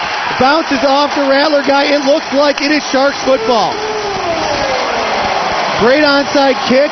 Edinger certainly makes up for his missed extra point with that great bouncing onside kick. Well, there's the one stop. There's one. So, you get a score here. Now you're right back, right back where you want to be. Great job right there. Got kind of a low bouncing kick, but it popped up right in the guy's chest, off the guy. Really on the field. Ball was touched by the receiving team, recovered by the kicking team. First down. Could be a big play. Right here you get your onside kick. Kind of a low one. Great job. Looked like Kirby Griffin took 90, knocked him back into the guy that was trying to recover it. Ball bounces right back up. Couldn't tell who got in on the recovery, but that's a big, big play in this football game. We're going unofficial here, but I believe the Sharks, you came in at halftime, they had 10, they've scored 4, they've scored on every possession they've touched the ball here, so hopefully it continues. Jason Willis and Dallas Baker there. Pressure, Aaron Garcia trying to escape, also trying to take care of that wrist, and that's going to be he's going to be taken down there by your MAC linebacker. Yeah, that's a shame because they had Jason Willis. They ran in a zone, and they had Jason Willis run wide open right down the field. Again, you get all the momentum, then you can't have a play that takes you backwards off that. But you're getting great pressure up the middle with Sharpshire and Taj Hawthorne just getting push in the middle on the basically the center and the guard that slid down in that slide protection. Shropshire was a D lineman. He converted that linebacker there and doing a great job. They said Bernard Morris with another catch across the across the middle and up the left sideline. Bernard Morris not looking like a backup quarterback right now. The guy's an unbelievable athlete, and I think that's why you have a guy like Bernard Morris on your football team that can play quarterback and jack linebacker and wide receiver. Ran a little crossing route, gave Aaron time. Aaron hits him in stride, breaks the tackle, and gets up the field. I mean, he's trying to get the ball in and do something. So, that was a big play right there. Dallas Baker lining up there in that high motion spot. The other two on the left side. Garcia looking Dallas as Baker. Yeah, he is looking his way, and Dallas is it's going to go over his head, but there's a flag down there. Yeah, got a flag down, got a little shove in the back right as he broke. He went to break on a corner route right there. They isolated Dallas, and, I think the ball was... Pass interference. Number 8, defense. 10 yards from the previous spot. Automatic first down. Ball was thrown a little bit high right here by Aaron. It looks like it kind of got away from it because Dallas was open initially, but he does get hit right as the ball goes over, and good break right there for the Sharks. Inside the 15, you're down to under 7 minutes to play. The Sharks a chance here to get it to within one score with a touchdown. A quick slip to Jason Willis up the left side, and he is bounced into the dashers, bounced into the walls inside the 10-yard line. It's going to bring up a second and short. Nice play. Yeah, right now what the Sharks need to do, they get a good little conversion, a little quick screen out there. I think they were hoping they were going to play that zone where they drop 2 off 1 and have a chance to get a score. But they got a 5-yard game. What they got to do now is start getting in and out of that huddle quick. They got to, when you're down multiple scores, got to get the score, but then you got to conserve the time in between each snap. Garcia looking Willis's way. Willis. Touchdown. You are correct, sir. Penalty flag on the play. We'll clean it up, but it looked like Willis was getting held as he was going into the end zone. So we will see. Moss and Siegfried immediately converge on whether or not they are going to, implications for a possible 2-point conversion here, I would think. Pass interference, defense, penalty is declined, touchdown. What they're trying to do, Les is trying to get them on the ball, ready to snap it, so that when the clock starts off the penalty, that they don't lose any extra time. Real smart play. See, the clock just started. They're getting ready to snap it, so they only lose 4 or 5 seconds off the extra point. And it's good. Paul Ettinger knocks this one through. 52-44, and that convergence conversation we were having is hopefully coming to fruition. So right now you're down to basically a one-stop game. You're getting it where you want to be. Now again you got a young quarterback, hadn't been put in this situation, so we got to see how it plays out. And we will see how it plays out. Go nowhere on CW17. We'll be back to see Best Field.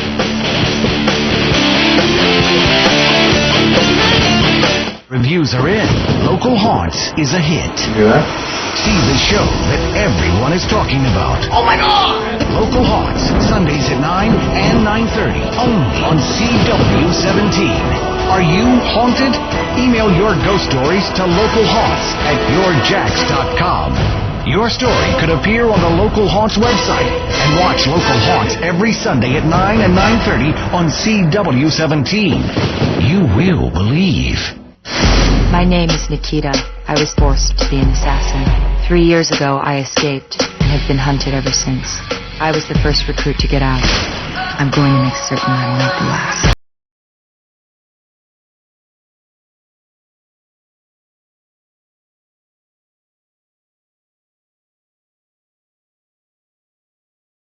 I could have done better. Nikita coming this fall to the CW. Welcome back, Jacksonville. Sharks down 8, 5:43 to play, fourth quarter. Aaron Garcia started first half 6 of 16 for less than 100 yards. He's now 18 of 32 for 239 yards and 4 touchdowns here in the second half. Right, they got kind of their mojo going a little bit on offense. And, Aaron's getting in a little bit of a rhythm, and they got Jason Willis going and Dallas Baker, and they're throwing it to Bernard Morris. They're kind of getting everybody involved, and I think that's got them going. If they can get a stop here, this is right where we want to be. One possession game. They kind of battled and scratched their way back in it. Now the question is, do you onside them or do you kick it deep with the time on the clock? Well, you were exactly right when you were getting into Kevin Guy's head when he said 3-step drops, conservative. Well, what are you thinking right now when he's had a great game plan? They've executed. He's only up 8, and it feels like they've completely dominated the game. Yeah, and that's the thing about the Arena Football League. As a coach, you can't wait for the game to be over, no matter how well you played. You never feel like you have exactly, the game put away. You can be up 2-3 scores and it's still a ball game, and that's the beauty of it. But as a coach, it's also tough on you. So Kevin Guy right now is thinking, we played unbelievable, but if they get an onside here or they get a stop, one possession game, it's anybody's ball game. Can you onside kick here?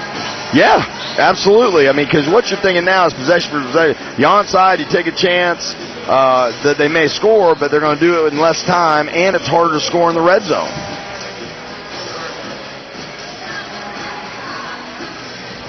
Paul Ettinger, former Chicago Bear, still holds the record for the longest field goal in Minnesota Vikings history with a 56-yarder. But here you go.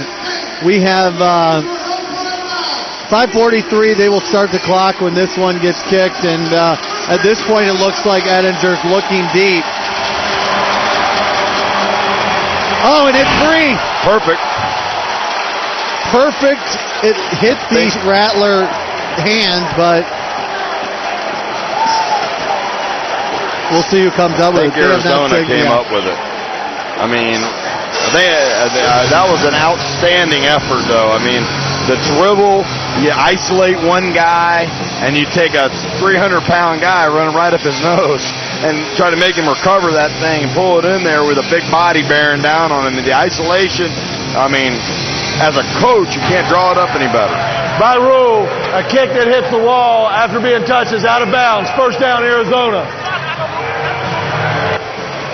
You'll watch it here. It's a little dribbler. They've isolated the front side guy, and you got a big guy rolling downhill on him.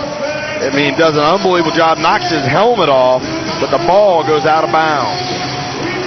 Callahan Bright, big play. Signed him this week. You said Coach Moss was very high. Coach Moss is very high on him. Now Jacksonville's got to get a stop right here. Windsor in high motion, well off the line. Well, that's going to be false start on Windsor. He was 3 yards deep. Yeah, I think that's not really on Windsor. That's on the quarterback as far as him trying to time up the snap count and the motion and everything that goes along with it. Now, it'll be interesting. I think the Sharks will decline this because what they want is downs. Offense number 5. Penalty is declined. Second down. You don't want to give them more space. You're in the red zone. You got them on second down. They're probably going to try to kick a field goal if you can stop them on the next 2 downs because their field goal kicker's been so accurate. So you start thinking how do we want to negotiate this thing? But you got to get these next 2 down stops, and we got to get pressure on the quarterback. Thinking a couple steps ahead for you. That's why we bring in Coach Jerry Odom. JU defensive coordinator, played in this league 8 years, has a ring with the Philadelphia Soul when he coached them in 2008. And you're getting arena football experience at its best. Ferris back.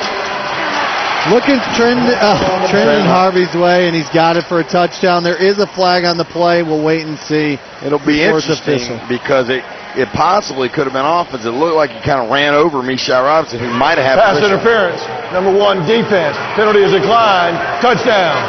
Now, went the other way. They ran a little crossing route, isolated the motion guy, and beat him. You'll see it right here. I don't know if you're going to be able to see it.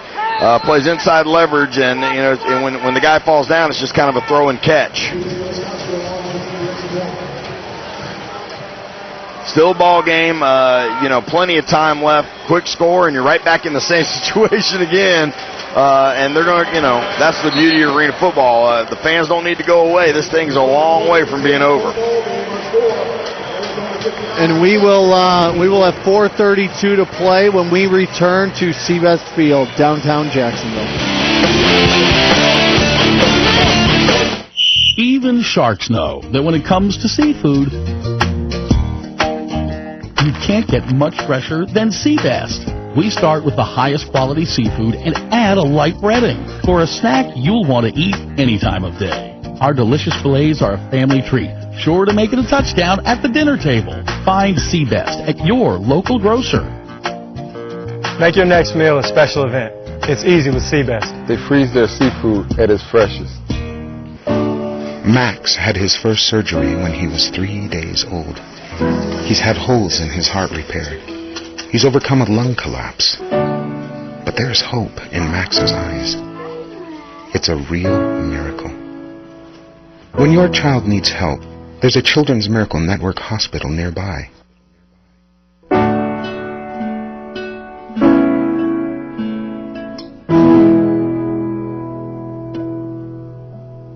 In 1941, General Mills introduced Cheerios.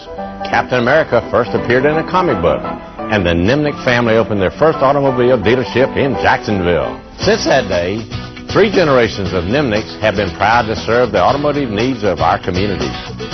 Through the years, we've always maintained a commitment to better service, better selection, and better price. There is a reason that Nimnick is number one.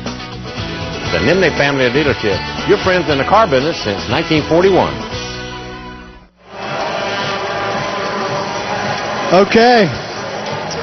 Saw a few fans leaving, and again, you harp and harp and harp, but it's just so funny that the mentality, it's great introducing this game to the viewers at home and to the people here, because this game is so far from over. Well, the beauty, 4:32 with the 1-minute rules and time effects and everything, that's an eternity. You get a quick score, you onside again, you might get the ball. It's a 1-score game, and all of a sudden the game's tied with a minute left, and you're going to go, why did I leave?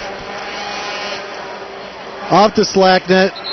Jason Willis does try and take it, but the fan right there at the base of the slack net grabs the ball, and just like, we haven't mentioned it tonight, but those are free balls for the fans, so you got to give the fan credit while it would have helped the Sharks. Yeah, it's a free ball for the fan, but you wish you had let it go in that situation, because now they got the ball at the 5-yard line instead of a chance to get a decent return. Advance it further, sure. And he was taking a little ribbing from the people, the fans around him with some boos, and you could see him talking back to him. But it was nonetheless, Garcia's got it at the 5, 4 touchdowns tonight, all in the second half. Dallas Baker's he is your high motion man right. Dallas Baker and Jay Willis ran a little rub very deep into the near midfield, and it looks like it might be against the Sharks. Wow, that would surprise me. He was running a crossing route, and they were playing man coverage. When you run it that deep, you usually don't get offensive pass interference. Pass interference, 18 offense, has a distance to the goal, replay first down. Ooh, tough call there. It was something you would see on like a quick slant type thing right at the line of scrimmage. The Sharks ran it 15, 20 yards down the field. If you get a goal line play like that, you could see it bang, bang, and you design them. It's hard to design it 15, 18 yards down the field on a pick. It doesn't time up very good usually. Right. You're running a dig and a late wheel route or a corner.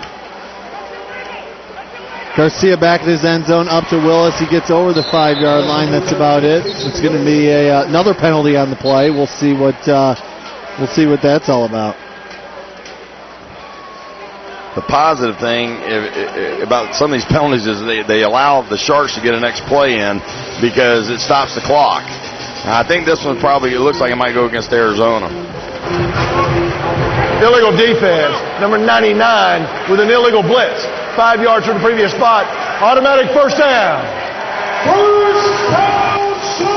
Automatic first down for the Sharks is very nice. It gets them out, a little breathing room out to the 7, and then they'll roll the clock right when the referee Perry Havner is ready, and there you go. So Garcia has already got him coming. Yeah, it helps the Sharks because it conserves time for them. They got a play in. Coach Schaefer is able to get a play in. Looks like they got an isolation on Dallas Baker on the backside. He's going to go high motion here.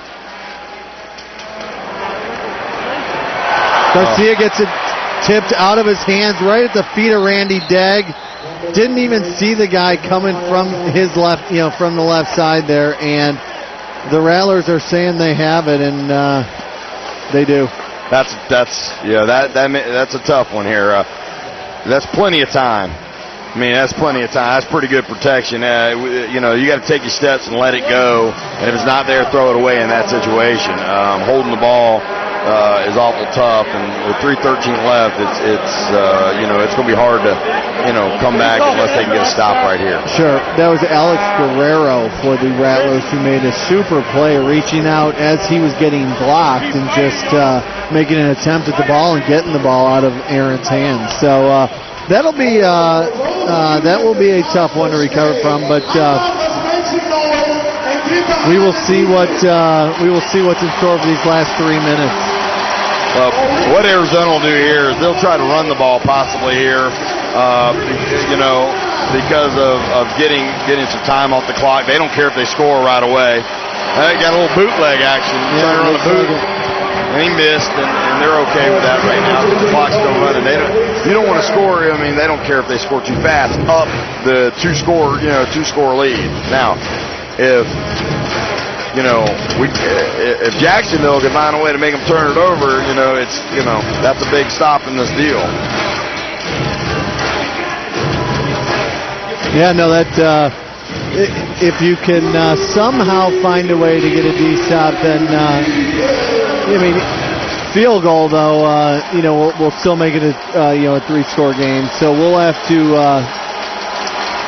find a way to make some happen. That's Booker up the middle. That's Booker spinning, and the big man spins right into the end zone for another Rattler touchdown. And right now it looks like the Arizona Rattlers are going to start this 3-game road trip. Timeout, Jacksonville. That is their first timeout. With a very impressive win down here in Jacksonville. It will be a 30-second timeout. It looks like Henry Taylor, they're coming in. I guess he fell on his back a little bit funny and was having a little bit of a time getting up. And, basically they just ran big man. I think if they didn't score there, they would have been okay with it just because they had been close enough with their field goal kicker being automatic to run more clock off now.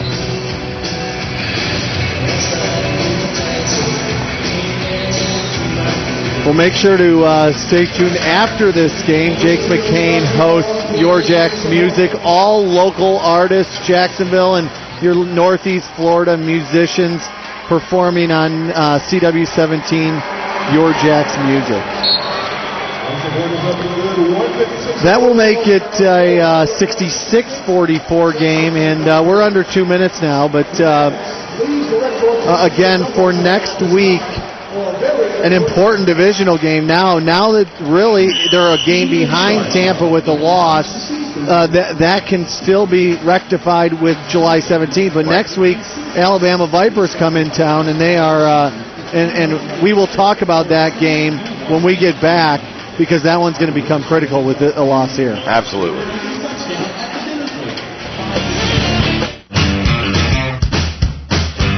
Thank you, Jacksonville, for making CW17 the #1 CW affiliate in the country.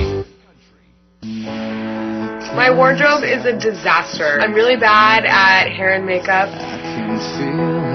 I'm going to make you over and help you get the guy you love. You've been one of my best friends for the past 6 years. I would want to be more than just your friend. Plain Jane premieres Wednesday, July 28th on the CW. This weekend on Your Jack's Music, we have Yankee Slickers. Followed by Willie Randolph.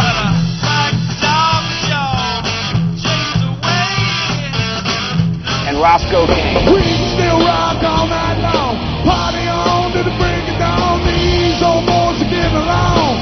Your Jack's Music, Saturday nights at 10 p.m. and Sundays at 6:30. Okay, welcome back, Jacksonville Sharks fans. And as we went to break, we were talking about next week. Planning your 4th of July weekend, you should plan on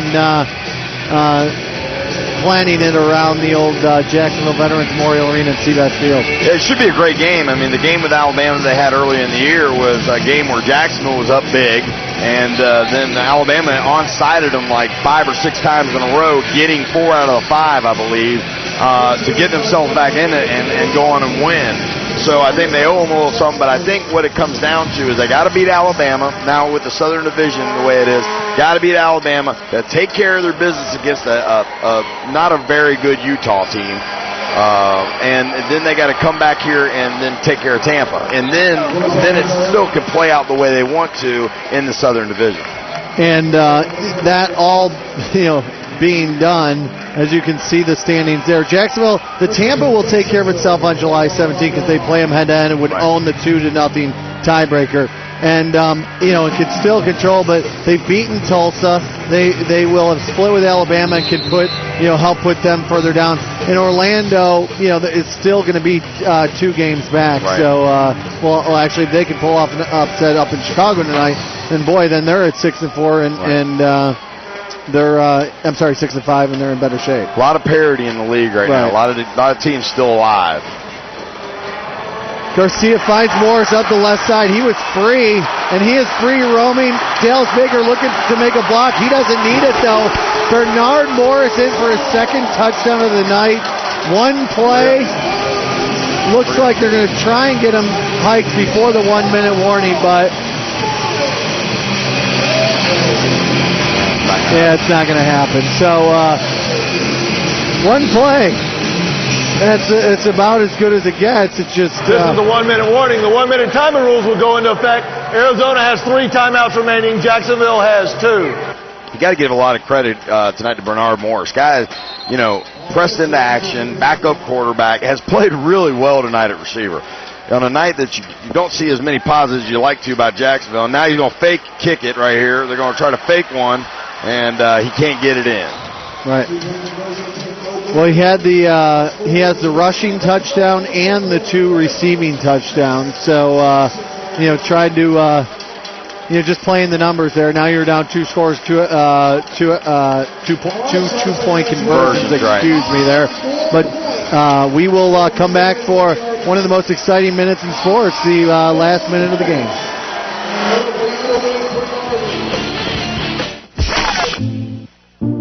Suit up. I'm game. We're ready to go, my friends. Everyone is here.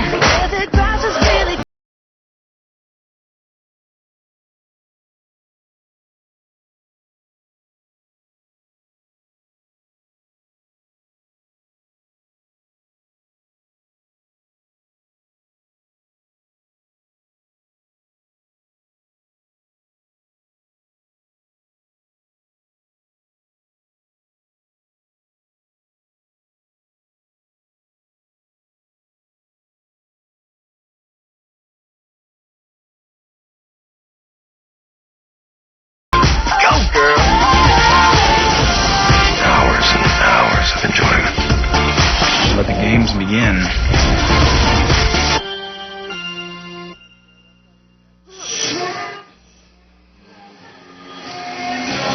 All right, and we are back. Starts with the 1-play, 45-yard drive right there. That's how you're going to have to get it done, but they're going to need a lot more than that at this point. Ettinger's going to bring him out for what will be a certain onside kick. And the fans still hanging around here are pounding the thundersticks, trying to keep the energy up. Yeah, I mean, it comes down to this now. I mean, you're going to have to play onside kick, score onside kick, and they're 1 for 2, and actually had a chance to be 2 for 2. So now, what you're trying to do is look on how they're playing the middle and where the outside is, because these 2 guys down here at the bottom are going to go try to, crush a guy. And that ball's free. It was free. I think Arizona ended up getting it. Yep, absolutely. Yep, that I believe is J.J. McKelvey who ended up. Swanson. Yeah, that is Swanson. After that ball was kicked, the the Rattlers were not waiting this time. They immediately, the big boys started darting forward looking to pick guys off. That's what you want to do. You basically are taking what you'd like to do is take your 3 or 4 guys and attack the guys trying to come get the ball. Actually, they were very fortunate. If somebody would have taken 5 and hit him as he was trying to get the ball, that ball could have gone anywhere.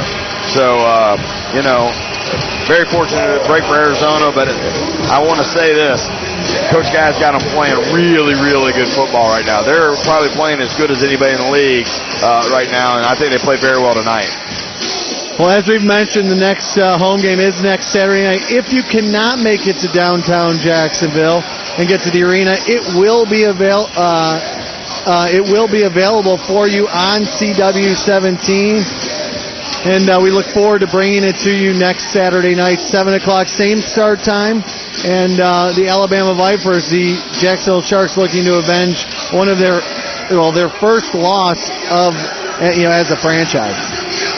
In that game, Alabama, they love to run the football in Alabama. Yeah, is that a coach thing? No, well, it's a runner thing. They've got a great running back there. His name escapes me at the moment, but he's been in the league a long time. Dan. I'll think of it in a second, but they got a great fullback, and they really like to run the football with him. And he's got about 20. He's a touchdown machine. He's gonna break the. They said he's gonna crush the record. For total touchdowns, Dan Alexander. Yeah. Timeout, Jacksonville. That is their second charge timeout. It'll be a 30-second timeout. Now Arizona's got to get positive yardage. If they don't get positive yardage here on the running game, the clock does not move forward. So that's another nuance of the Arena Football League. If you stop them before they get across the line of scrimmage, no time runs off the clock, and they lose a down. So it's big about being physical at this point in time. They got positive yardage, then Jacksonville had to waste a timeout. Another unique rule to that last minute of the last minute of the half, last minute of the game. The positive yardage, and just to avoid the kneel down. Exactly, because the bottom line is you want to keep the Arena League needs to be exciting, and they want to play. They want to squeeze every bit of excitement out of a whole game, and keep giving the other chance a way to keep themselves into an exciting ball game. It's going to be second and about 7. Again, the backup quarterback for the Rattlers, Billy Ferris, closing this one out because Nick Davila, the starting quarterback, who was having a fantastic night, going in for a touchdown, was ejected.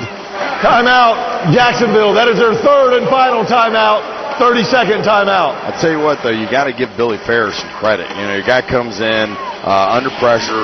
Nick Davila has been playing very well, gets ejected from the game, and he comes in, steps up. He made plays. He's, missed one pass so far, right? He's 4 or 5, and playing good football and done. He's got a guy over there in Danny White who's won Arena Bowls, has been head coaches, understands this game as well as anybody, around, and he gave him some 3 steps, some easy throws early, but then when he took his 5-step drops, he let the ball go on time and threw accurate passes. So you got to give him some credit. Well, this brings up a big third down. I mean, if they don't, they need to stop them for, no positive yardage because they have no timeouts left. Want to make sure before we get out that we do thank Hagigi for their fourth quarter sponsorship. They brought you to they brought the fourth quarter to you, and again, that's Hagigi Family Sports Medicine. This is a big play, and it looks like that Kevin. Timeout, Arizona. That is their first timeout. It will be a 30-second timeout. Kevin Guy recognizes that it is a big play and is going to just look at it a little bit more. Also want to thank the entire production team, cameramen, the folks up here and the interns working. These are a huge production here, and we at CW17 are absolutely elated to bring to you the Jacksonville Sharks fans. And BK, you out there in the truck.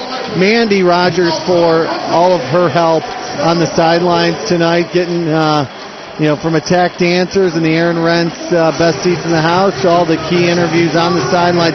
Didn't have as many positive interviews. They couldn't talk to Aaron Garcia after he had a great second half, but again, you're still down 2 touchdowns. That's not what you want to be talking about. Yeah, the Sharks got to find a way to get going in the first quarter, next week. I mean, they put themselves in the hole the last 2 games of, against Orlando and against, Arizona. And when you put yourself in the hole 2 and 3 scores in the Arena Football League, it's hard to come back because those stops are so precious. So they got to get going faster and just get their offensive mojo going a little bit quicker. Well, it will be interesting to see what how Aaron Garcia feels after this game with the wrist. There is 9 seconds on the play clock. There's about a 6-second difference, so they'll have to run a play on 4th down, and either the Sharks will get it for another timeout. Arizona. That is their 2nd timeout. It will be a 30-second timeout. They'll have to run a play on 4th down. The Sharks are going to either get it, with 2 or 3 seconds on the clock, or this one will be over. Yeah, at this point, they may just drop back, take a 5-step drop, and throw it in the stands, and then see if they can run. I don't know if they can run 7 seconds off. I know they can run probably around 5. Right. That's actually how we won the Arena Bowl my last game coaching this league. We were trying to decide whether we wanted to run it and get the positive yardage to win the Arena Bowl. And we just said we have 5.1 seconds left. We dropped back, took a 5-step drop, and then threw it in the stands. And it doesn't actually, the clock won't stop until it hits a point in the stands.